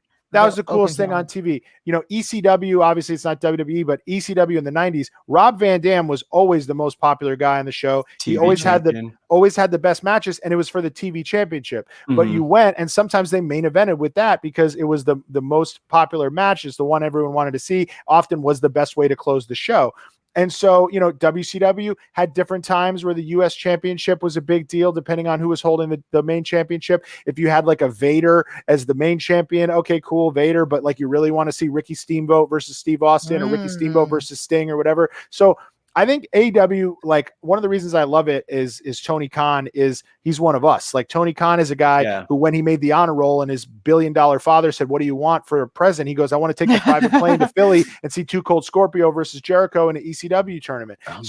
Like this is the kid who's running stats and analytics for the Jaguars and Fulham FC and now started a wrestling company. So with WWE, you have guys like Bruce Pritchard and you have guys like Jeff Jarrett, or you have guys like, Pat Patterson or Vince McMahon, Lord love them, who have been doing wrestling for 40, 50 years for sure. But when you run wrestling companies for 40, 50 years, you sort of get set in your ways. It's kind of hard to tell Vince McMahon he might want to look at something differently. Whereas Tony Khan comes at this with fresh eyes and fresh goggles. He watched the entire trajectory of the WWE. I'm sure he knows as much about all the booking decisions as Vince does, but he's not the one who made them. So he's not like, okay, let's try with Baron Corbin again. I'm pretty sure it'll work this time. So that's why you see these things. He grew up watching ECW. He saw Van Dam main event as the TV champion. That's probably why he's doing it with Darby. Awesome. Yeah. Well, any other things we might want to talk about AEW before we try and transition here into SmackDown? No, I'll just say I'm like super excited. I mean, like the reason I try to tell so many people to watch AEW is just like, I think even now we're a couple years in, you can still get in on the ground floor. I think they do such a good job of like, if your first AEW show that you watched was Wednesday, like they gave you such a comprehensive look at everything going on. There's never a bad time to jump in. Like, you know, I think that if you jumped in now and like watched through All Out, like you would by then be hooked and be a fan. I think that the live show experience is such a great mixture of like the big show spectacle of a WWE, but that's still accessibility of like a big indie or an ECW. So that's why I mean that, and it is a different alternative to WWE that complements it very well. They're not trying to do the same thing. That doesn't mean they don't have people that are there that you might know from WWE, but they have people there that you wouldn't know unless you paid close attention to the indies or Japan. So it's a nice mixture of both. I love watching them in tandem as a companion piece to one another. I think it's so cool. I think the fact that you see, like, you know, to use an example, a year ago during the pandemic, we were so effing bored that I had a bunch of challenge podcasters that are also big wrestling fans, Alan Aguirre, Zach Calhoun, Logan Hedrick, and myself. I believe that's who it was. And we did a fantasy draft of if you were starting a company today and you could draft anyone from WWE or NXT, who would you draft? And there were a couple exceptions, like you couldn't draft The Rock or Ronda Rousey or Brock Lesnar. And among the first like 15 people we drafted, if we could have anybody, were Aleister Black and Andrade. And now both those guys get to walk out of WWE and walk into AEW. And you saw it earlier this year with Luke Harper, and you saw it who became Brody Lee, and you saw it with the Revival. And so I think it's so cool that, as I mentioned, there's just not enough room for all these performers to be properly utilized in the same place. It's not possible. Yeah. You see it in AEW. AEW has a couple of YouTube shows. Their roster is really big too. But what's interesting is that their roster's so big, and the people who are just getting the reps and getting the matches on YouTube, those are wrestlers that really need it. And those are people who are newer to the industry, have a lot of promise. These guys like FTR and Brody Lee and like Andrade, they're ready to rock now. These are guys in their late 20s, early 30s, mid 30s, some of them. They need to get out there and rock now. So I think AEW is the perfect place for them to do it. I love everybody running the company. I'm so pumped to go to these shows coming up. I literally picked Chicago Labor Day weekend for our Challenge Mania Live return because of All Out weekend. So like selfishly, I'm like, you know, I need to find a way to get to Chicago. I guess 200 of you are coming with me. So Labor Day weekend, I will be there with bells on. And then a couple weeks later, they're doing New York City here for the first time. I don't know if they sold it out, but they sold 15,000 tickets, Arthur Ashe Stadium. So they're invading WWE territory here in New York, even though WWE, I think, is beating them by a couple weeks and doing MSG on the 10th. I will also be there. So you know, look, I just think it's so cool. And to be a wrestling fan and to have both of these options. And I'll just say, the same way I know a lot of non-wrestling fans, you know, like to crap on wrestling because they just don't have time to watch it. I think by the same token, you get a lot of wrestling fans who don't have time to watch AEW every week, who decide, oh, it's probably easier just to crap on it than to watch it sometimes.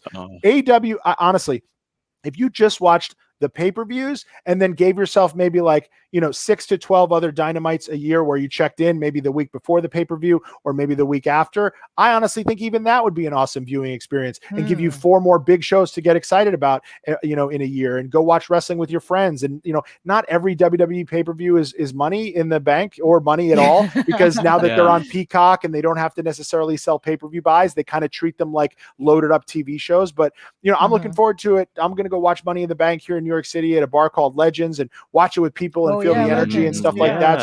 So shouts to them, and shouts to the Jobber Tears guys who are running that party, and shouts to my man Sonny Sofrito. And yep, I like wrestling. Hopefully he does this stuff again. But I love watching wrestling with people and having reasons to congregate and meet new friends and fans. And so AEW gives you 4 for now. I assume at some point they might expand it more, but 4 pay-per-views that really give you your bang for your buck. They're nice long shows, culminating storylines. So if you're listening to this, and I highly doubt you could possibly have listened to that, and if you don't like AEW at all, but if you are listening to this and you still need a little bit of convincing, I'm telling you, check it out next week, or check it out on September the 5th and watch All Out, because I guarantee you'll be like, wow, this is different, but I'm into this. I really think you will be. So that's all I'll say about AEW.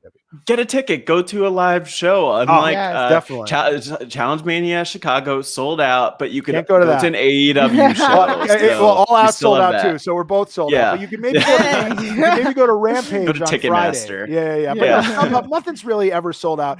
You can go to StubHub and get tickets. Challenge Mania Live is. I don't think there's any Challenge Mania Live tickets on StubHub. That's right. but yeah, so I'm excited for Chicago. I'm excited for New York. And I get a couple more weeks here of Wednesdays where I can watch AEW. And then starting on August 11th, the challenge is coming back. Yes, so what I do is I normally, sometimes I watch the challenge a little early, and then I'll do my second watch while I have AEW on a side screen. And then I do my screen grabs of the challenge and live tweet it and stuff. But then I got to record the podcast after. So clinging to these last few weeks of getting to enjoy AEW with just Big Brother screaming at me on the other side. So and I think at some point at some point we could use a tutorial from you of how to like multi watch, because we're watching like I bet Mari has like her Big Brother live feeds up right now. Like 10 different. So this is all impressive, but it's always good to make some time for wrestling, and of course that also includes SmackDown. So Mari, do you want to dive into SmackDown?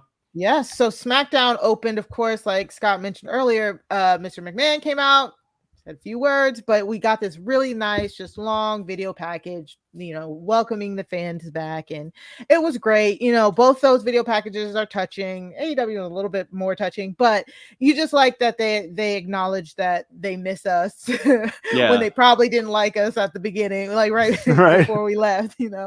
So that was nice. That was nice and fun. But it led to a huge 6-man tag match just right out the gate. We got Edge and the Mysterios. And me and my husband, before the Mysterios came out, we were trying to think, we were like, has Dominic wrestled in front of people? And they said he hadn't. This is his first time really wrestling in front of a live crowd.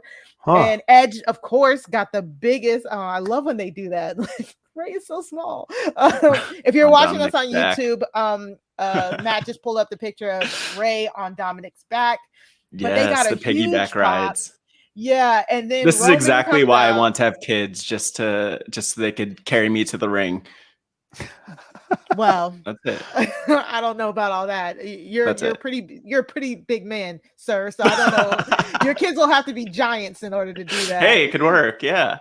Yeah, but and then Roman comes out and gets the loudest reaction like he normally does. It's just so much. It's like it was good. It was like it was booing, it was cheering, it was just loud. Scott, what did you think of this? Okay, so I loved everything. I got goosebumps during the montage. Then Vince comes out, and I think somebody, if I had to guess, it's probably Bruce and Vince, thought it'd be funny and ironic if instead of doing what you would think he would do, which is like welcome everybody back and doing a rah-rah speech, he literally just like goes, "Where the hell have you been?" And then walks around.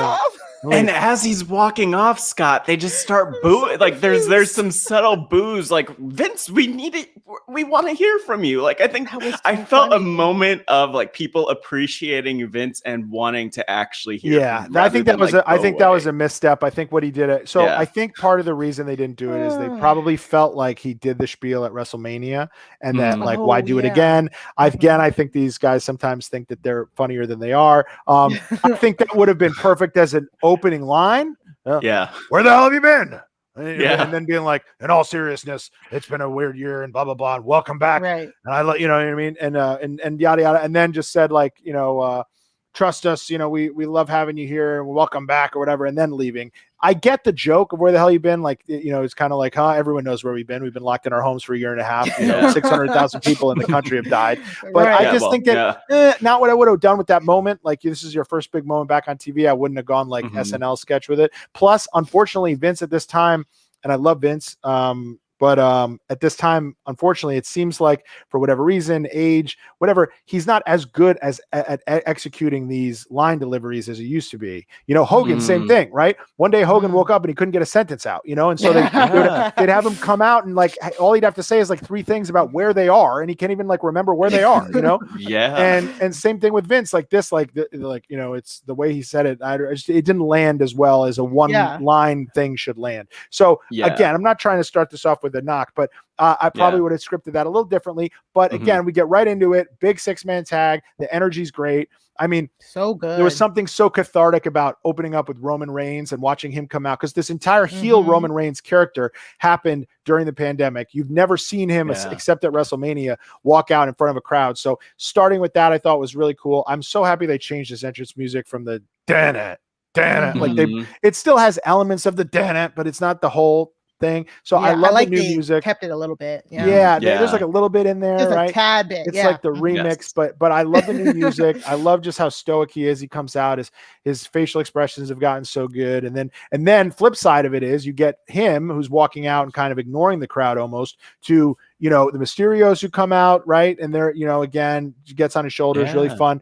Dominic, first time in front of a crowd. And then you get Edge, who literally, I mean, talk about a guy who, when I watch Edge on TV like these last couple of years, you really, to me, see somebody who took a detour into acting, because like his facial expressions, his eyes just bug out, and it's like he makes the most out of every moment he's on screen in those close-ups, and like just borderline psychopath. And he came out and you can just feel how intense he is. He's like, so perfect way to open the show. Great match, great way to get you excited for what should be a cool program that they do with Edge and Roman to kind of take us to whatever they do at SummerSlam. But great way to open the show. Crowd was great. Entrances were great. The one little tweak I would have made is I would have, I would. It's not like I wouldn't have said the joke with Vince, but I wouldn't have just had that be the only thing, because, I mean, even from like a production standpoint, I think it's like play his music so that people know he's done, so that it's not awkward when he turns around and decides to go backstage. But like, you know what? It's nice to. I think anytime these days that we get to see Vince, it's nice. You know, but.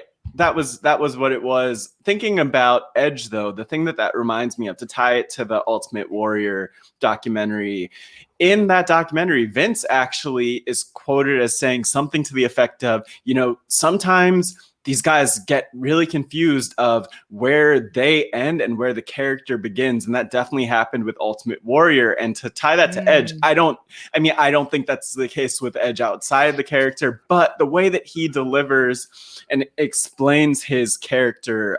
Mari and I were just talking about Edge on like Smack Talk. I think it was after the show Smack. or Talking to Same. Yes, words. I'm just like Hulk Hogan. But you know what? Oh God. You know, I think that the thing with Edge is it's so believable, and he clearly really understands the character so deeply that it's like, this guy's a professional and he knows what he's doing. And it shows the difference between someone who's been doing it for a few years and someone who's been doing it for almost a few decades. So that was every time that we get to see Edge just articulating his character is pretty awesome these days. And in front of just seeing these guys in front of the crowd was so special to start the show, really, or start off the night. Yeah, I had really, I will say, and it's not a knock on the booking or how the shows went, but like I had a really tough time motivating myself to watch a lot of the content from the Thunderdome. Just wasn't really my thing. Like, you know, it was definitely better than when they didn't have it. But, you know, again, I would do the thing where I'd watch the clips and maybe catch up or watch a pay-per-view. But like I knew I was going to watch this first show back with a crowd. And I think that there's going to be a lot of people like me who now pick this as a point to jump back in. And I think ironically, this is only the only way you would ever have this, in that now WWE and AEW, as we know, are operating both on 365-day-a-year schedules. But, you know, even subconsciously, there tend to be kind of ebbs and flows in the calendar for both of them. Like, you know, WWE kind of owns August for SummerSlam. They own January for Royal Rumble. They own late March to early April for WrestleMania. And so that's why when AEW was picking its pay-per-view, its main pay-per-view points, they picked May and they picked September. And they're kind of purposefully so kind of operating on clockwise and counterclockwise schedules until a pandemic hit both of them at the same exact time and has phased out, or at least hopefully so, at the same time, to where this is a time where both of them are now kind of hitting the ground running and getting crowds back at the same time. And I think we'll have an uptick in interest at the same time. So although you have SummerSlam on the 21st of August and you have All Out on September the 5th, they're close enough in the sense that I think that if you're a wrestling fan who has been kind of tuned out, whether because of the pandemic or just in general, and you turn on these shows and you hear the uptick in the crowd reaction and just the energy's back, and maybe you've been sitting at home for 18 months and you're looking for things to go to and do, and you're looking at the calendar, oh, WWE's coming on this week, AEW's coming on this week. I think that you're going to get a lot of wrestling fans, past or present, coming back to both companies at the same time, and the interest level peaking for both at the same time, which you typically wouldn't see that. You'd probably see oh, WWE's content sucks, I'm going to get into AEW, or AEW is lame, I'm going to watch WWE. But for me, I think it's both are going to now see an uptick in interest. And it was clear this week watching how the crowds in Texas affected both shows so positively. And for me as a viewer, it's like, I want to watch more of this, like I would watch clips from the pandemic and I would see the and it was similar. It's not just wrestling. Like I didn't love watching the NBA playoffs in the Biodome or whatever the bubble, so it affects you. Like, yes, I'll watch it, or yes, I'll watch clips, but like, do I want to watch it? No. Now I really want to watch it again.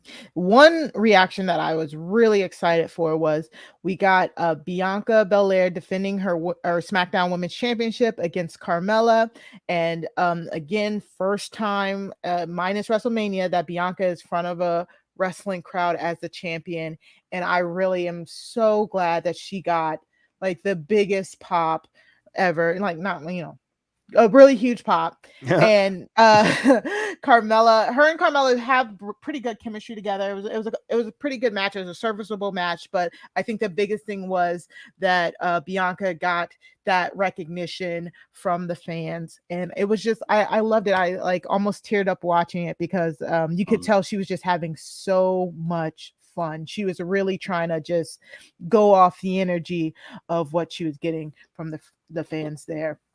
Matt, what? Yeah, let me ask Matt. Yeah, what do you think? You know what? No, I was into this, and I think that the big thing for me is that contrasting this with WrestleMania. WrestleMania was just kind of chaotic because not only was it the first time in front of fans in such a long time, and actually the first time in front of fans for a handful of performers who were on Mania, but at the same time, like it was outdoor Raymond James Stadium, so there were people slipping on the ramps, and it was just kind of nerve-wracking in that way, at least on night one especially. And it was just a different environment. But the thing that I noticed is a huge difference with Bianca especially is like when she's in front of the fans, there is clearly like a level of emotion, and maybe it was just between WrestleMania and now, but there's a level of emotion that kind of you could see in her face and in how she approaches things. So I thought that was really cool. And I know that she loved, there was a backstage segment where she talked about it, but like the EST chants, fan reactions, all of it. So I'm on board. And this match was kind of, to me, Mari, we know that a few weeks ago, this wasn't even like Carmella, Bianca wasn't supposed to happen. We were supposed to get Bayley, Bianca at Money in the Bank. Bayley got injured. And so that unfortunately couldn't happen. But the fact that, Bianca did have this moment in front of the fans. It was nice. It was nice to have this. And again, kind of jarring, like even looking at the pictures and taking it all in with all of those people in there. It's going to be really exciting to see how the crowds continue to take it in and react, and how over really she is, and even just the women's division in general is compared with some of the other stuff that we're going to see and that we've seen. Yeah. I think, Bianca is obviously one of the success stories of the pandemic era, in that, and similar to Roman Reigns, it's like now so refreshing to get to see it in front of crowds, because, she did obviously such a good job with all the work she did. And yes, the TV screens are cheering for it, but like, you don't really know until it's in front of actual bodies, whether it's resonating. So to get that proof that it is, and you mentioned, to me, I agree. It's like she has this sort of infectious joy that you can see coming out of her.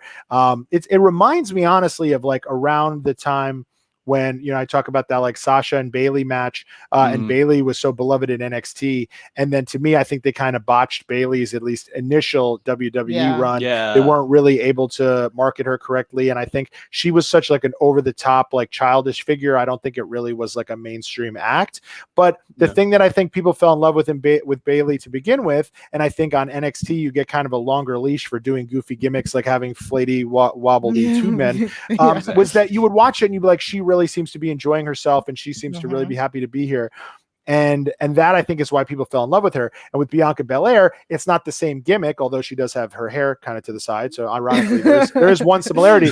But Bianca is built up as this great athlete, and she's got this great move set, and she's so cool and charismatic, and she's the EST. But still, I think the thing that draws people to her, and that at least draws me to her, is when you're watching the match and she hits a move in the crowd, and you can kind of see that twinkle and that smile that she's really enjoying herself. And that's things that that's like the kind of, it's an intangible thing about certain performers that you just get behind them and you like. And so I really enjoy seeing her push and her title run, and now hopefully we'll see what it goes forward here in the live crowd era. But so far it's hitting on all cylinders, because it's good to see people who are just likable and they get handled correctly. And seeing her in front of that crowd again, it's less the moves for me, and it's less the athleticism, which obviously is there, and more just seeing the smile when she hits a move. Yes, exactly. So more of this. Can't wait. So sad Bailey is out for they're saying at least 9 months. We wish her a speedy recovery. But we also had our Money in the Bank, all of our run up to the Money in the Bank. We had a fatal 4-way by the men, which was Seth Rollins, Big E, look, I'm not looking at my notes here. Kevin Cesaro, Owens and Cesaro. Right? Or no, Nakamura. Nakamura. Yes. Nakamura. Yeah. And which was really cool. But the biggest thing I think I took away from this match and a few subsequent interviews was Big E was kind of chopping up with Paul Heyman. They got him coming into the arena, asking him how he felt about the match. So I'm like, oh my God, am I getting my hopes up? Are they leaning into a possible Big E Money in the Bank win here? I mean, the signs are signing. The signs are indeed signing. Yes. Scott, what did you think about all of the Big E stuff that we got to see? Yeah, and this match in general. I'm definitely a Big E fan. I hope that they can stick the landing with his eventual push, which I think is definitely coming. And I think that it's interesting. I think he's such a charismatic performer, and almost the way that we've seen him stand out in the past has been kind of like the goofier, cartoonier kind of version of Big E. When they tried to do the stoic, Dolph Ziggler's heater, it didn't work as well. And obviously you don't want to work against what got him there, and what really is, I think, what people like about him. But I wonder if, as a main event serious title contender, if it needs to kind of get pulled back, and we need to get sort of a more grittier Big E. Does he talk a little bit less? And so I see him as definitely somebody who could come out with this thing. I think I will say, as far as Money in the Bank winners go, you do kind of have to be a bit showy about it. So maybe this isn't the time, if he wins this, to tone it down. But I guess you got to do the boombox thing if you're Brock Lesnar or whatever. The Money in the Bank briefcase brings the goofiness out of everybody, which is why I think a lot of people are picking certain people to win it. But I'm a big fan, no pun intended, of Big E. And I think that the people who are picking him are smart to do so. I'll say that. Yeah, he took the pin too. So that's always WWE psychology. Exactly. Right? You don't give away the win, right? the night before. Well, you're setting up the next.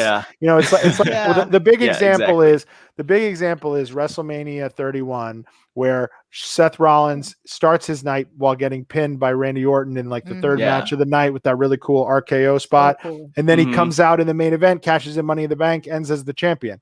And you would never assume that is what you would do to the eventual winner. But to them, it's like, now we have the program for after is him versus Randy. And they do it as didn't Lashley take a pin recently too? I mean, it's like, so it's like sort of always kind of, And now I think viewers and fans are so smart that they begin to look at it the other way. And they're like, he took the pin. He's definitely winning. Not the opposite, because it started as the functionality of it started as the opposite. It started as, Roman Reigns tapped to Edge with the thing around his neck. Does that mean he's going to tap on Sunday? No, now you realize it's not. It doesn't mean that. It's the opposite, So it's like now you watch it and you're like, oh, they had him tap. That's the big win for Edge. He's not going to win Sunday. Same thing with Big E taking the pin. Oh, 20 years ago, you would say, well, the guy who lost on Friday, he's got no shot. Oh, he wins. Now he takes the pin and you have people on a podcast going like, he did take the pin. It's the opposite. You would never have that in real sports. You would never be like, who do you think is going to win the finals? Well, LeBron did only have 3 points in game 1. Sensing a comeback, Yeah, exactly. That's exactly how it works. No, and that's what we do. We're so smart. We're like, you got to mess with us a little. We are, and then we're like, oh well, they had the shot of him like holding the belt up, so they're not going to want to do that again because they already got him holding the belt. So it's like all of the mental gymnastics that we go through. This is why wrestling podcasts exist, thankfully. So thank you for all of the twists and turns, because like we're probably going to be wrong no matter what we say at the end of the day, because they could surprise us however they want. Scott, do you have a pick, or do you have any thoughts on Money in the Bank in general? I'm just looking forward to sitting back and enjoying it. And I will say that another thing that we mentioned it, both companies have done this, but I think WWE in particular, really you started to see it down the stretch. Like once they announced when the live shows were coming back, they really, I don't think did anything of note on any show for the last like 90 days. So I'm just like dying for like stuff to happen and, surprises and good and, and great wrestling. And, obviously Money in the Bank is such a great time to pick the sort of the next people who might have a good shot at holding the championship. I will say last year, I think they what's the opposite of lucked out? They lucked into a bad circumstance with the Becky Lynch Money in the Bank thing with Asuka winning the Money in the Bank. And then all of a sudden she's the champion. So that was kind of a wash, but the Otis one was just to me like the worst use possible of a Money in the Bank winner. You put it on this guy Otis, he uses it as an accessory. By the end of it, he's not even the one benefiting from it. He loses it to Miz in a legal argument. So last year was such a lost year when it came to Money in the Bank, and it can be such a good tool. I mean, the ones I remember the most are like the RVDs and the Seth Rollinses, but you really can have a smart way of putting the championship on somebody while not, really hurting the champion, which with Roman Reigns, I think would mean a lot because, of course, Roman Reigns is someone you want to keep strong while maybe switching gears for a little bit. Same thing goes on Raw with Bobby Lashley. So I think Riddle, I'm a big Riddle guy, and I think Riddle is someone who's primed to come out with a briefcase. I know he's a Raw guy, but I think he's like the right amount of like character-y that he could benefit from having the champion, for having the briefcase and doing funny stuff with it. And I really hope they put the keys, put the rocket on his back and give him the keys sooner rather than later, because as young as he looks and feels, I mean, he's in his mid to late 30s and he had an MMA career for a long time. So he's got a lot of mileage on him, even if it's not necessarily ring mileage. So I hope Matt Riddle gets a chance. I also love the guys in the Money in the Bank match in on the Raw side, especially. Because I mean, you see Ricochet and all the and in there, and so I mean, John Morrison. So so I'm into it. And this might be the first Money in the Bank in a while since they introduced the women's one, where I'm actually unfortunately more into the men's match than the women's, because what we got on Friday, so Natalya and Tamina won against Shotzi and Tegan Knox, but Tamina was just like, at the last minute announced that she's the final participant in the women's Money in the Bank. There was no fanfare for either her or Natalya being added to the roster. So now for the SmackDown women's side, we have Natalya, Tamina, Selena Vega, and Liv Morgan. Then for the Raw side, we have Asuka, Naomi, Alexa Bliss, and Nikki Ash. And unfortunately, I just like, I don't want to see Alexa win it again because she's already won it. You know what I'm saying? I don't want to see Asuka win it again because she's already won it. I feel like Nikki Ash's character would benefit from not winning it because she's doing that ultra babyface type superhero gimmick. I think her chasing is more than her having it. So for the Raw side, Raw women's side, I of course am a big Naomi fan, so I would love for Naomi to win it. But then Natalya and Tamina are already the tag team champions, and then Zelina Vega, I think she could happening. She just came back, but she would do good things with the briefcase, but she just came back. And then Liv Morgan would be my other pick. Like Liv Morgan, I would love to see Liv Morgan with the briefcase as well. So I'm surprisingly not as excited.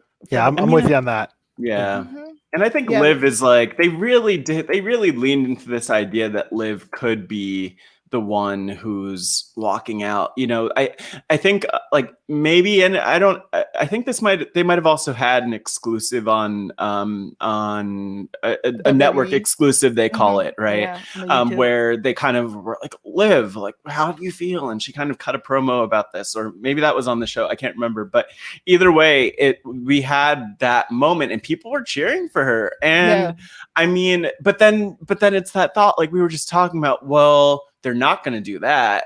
You know, they just kind of want to get her over leading into Money in the Bank. So I have no clue what to expect. And this is like the peril of being like a wrestling fan and being really interested in what happens, because like we can't, it's so hard to just sit back and take it in a lot of the time. And this is one of the scenarios where I just wish I could sit back and take it in without being like, ooh, well, I'm going to be upset with this one or this one. But I'm personally trying to just take it in, see what happens. Yeah, maybe it'll be a cash in the same night, which I want to see. Please Mari stop does putting not. that in the Mari air. does not want to see a cash in the night of Money For in the Bank. women, I no, want that'd it. be I 3 in a want it. row. Well, I'm for the okay with women, it. for I'm the okay women with though, I will say I wouldn't be surprised, because it's just so, you know, you look at that roster of ladies, and sadly, I don't see someone who's like going to be one of the next, you know, women superstars where you build it up for a long time, and we're really excited to see it. So I also think like a little bit of a maybe you're back in front of crowds. You want to have a shocking thing. You want to reward the crowd. You want some sort. So I think that might be where they do it. I'm not going to lie. That's kind of the I keep putting it out. Watch. Or you do the cash in, but the person loses. So like you still use it to build up. You use it to build up a Rhea or a Charlotte, or you know, like you know what I mean. So that could be it. And I mean, and I think on the I hadn't thought about it. I hadn't thought about that scenario, because I just don't see, do any of those women besides maybe Asuka, who kind of also has been there before, and like they don't even feel really like champions to me. No, but that's why if any of them wanted, I would want them to hold it so that they can build up that character and build up that momentum. Yeah, especially I feel like Liv and Naomi have are at top tier more than the rest of the women, because Liv is being organically been getting over from all of her matches, and then Naomi is constantly always over, but just has never gotten the perfect storyline. She never gets she's never had a really good storyline. What if you had Tamina? What if Tamina won it and then cashed it in at the end of whoever wins the title match, and you're thinking Tamina big, she's also the champion, already lost a match, and then Tamina beats him up, and then whoever it is, Rhea, whoever, then beats Tamina. So then you have like this big crowning. Like now they won 2 matches, the second of which was against Tamina. You know, I mean, I only picked Tamina because I think she's the most believable. When you look at who's the most believable that would actually win at that point, and you think like, oh, you're doing the math with the size plus the opportunity, and then maybe your brain starts thinking, oh no, they're going to put the title on Tamina. So, and then that would lead to a great pop as well when they don't do that. You know, so I wouldn't be surprised. And the only way I'd be okay with that is if Rhea wins against Charlotte, which is who knows? Well, it could happen. It could be what. Like we've seen it before, where someone will cash in and just join the match. So that might be what happens. You never know. God, honestly, that would give be us how a they surprise. save Charlotte from taking a pin. Give us a surprise. God. Give us a surprise. Surprise us, Mari. It's gonna be okay. I think it'll be okay. I think that I'd like to think they'll give us something good, but you know what? We'll see what happens tomorrow. Right? We'll see tomorrow. So thank you so much, Scott. That was the highlights of the week. Again, all of the highlights can be found in our show notes and the descriptions. Before you go though, we want to just quickly talk about the cast of Challenge 37. Of course. Absolutely. Like we said, we're reality TV fans. Everybody knows we have a good crossover going here. And I know you've been probably talking about it over and over all week. Yep. But just give us, who are some of your favorites on this cast? Who are you like really excited to see from the Challenge 37 cast? Well, so the veterans are pretty much, I mean, every single person on the veteran side played last season except Amanda. So I guess by lack of options, but also just in general, I'm excited to see Amanda playing for the first time since I think War of the Worlds. Other than that, you know, again, it's a lot of returning double agents. So it's hard to get too excited. hard to get too excited about how redundant that is, but they're being asked back for a reason. These are people they're good TV, they're good competitors.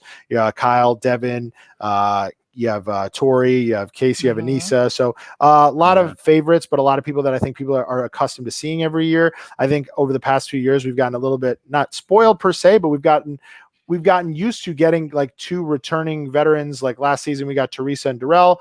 A couple seasons before, you got Nani and Wes, and like you don't really have that. So this season, I think, is missing that. And then also we have 17 rookies. So we have a lot of people who are a lot of rookies. Yeah. Among the rookies, obviously, as a Survivor fan, I'm really excited for Michaela, Michelle, and Tommy. I'll be honest, they're the only 3 that I really know. I don't watch Love Island US, and a lot of these are international cast members too. So from what I can tell from social media, based on the fact that people have just been messaging me her name in 40-word increments, this Tasha is going to be very popular. So she BB Nigeria, BB Nigeria, 1 million followers, and people literally they love her. Have just been messaging me Tasha. Is it Tasha? Sure.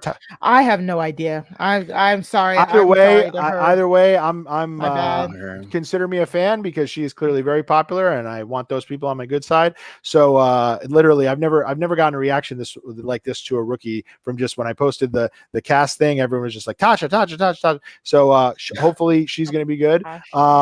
And then other than that, I think the challenge, I think, delivers more or less every season. I think if we start to nitpick and complain about the cast, which it's hard not to do when you see such redundancies and then such few surprises and stuff, I just look to All-Stars as kind of like that palate cleanser. We're getting an All-Star season 2. They're going to start filming soon. So after this season, you're going to see another season of, what could be 20, 30 All-Stars and favorites that, you'd love to see. It's on Paramount Plus. It's not on MTV, but to me, it's better than nothing. So I'm excited that both shows are going to kind of happen, not simultaneously, but at least one after another.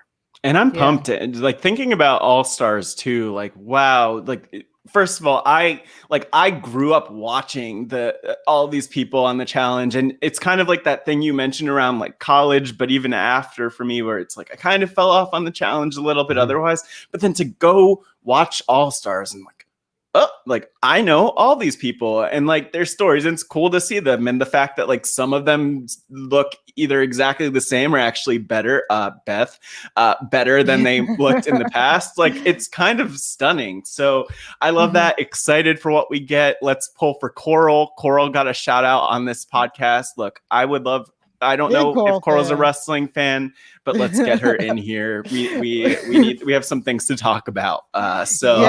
Yeah, and we will definitely put the link to the cast in our show notes so you can look at it. But that's a great point, Scott. Like, it is a lot of everybody we've seen last year. But I love when they do this, when they bring in some of the international new talents, because the first War of the Worlds and that influx of that UK talent with the Royal Worlds 2 as well was such I think a really good shot in the arm for the challenge. I mean, I watched the challenge since like day one, so I did love that old school Real World versus Road Rules style thing, but they don't have that feeder anymore. So this seems like the next logical step by going and getting reality TV stars from all over the place. So I like it, and I'm interested. I gotta dodge the spoilers like the plague.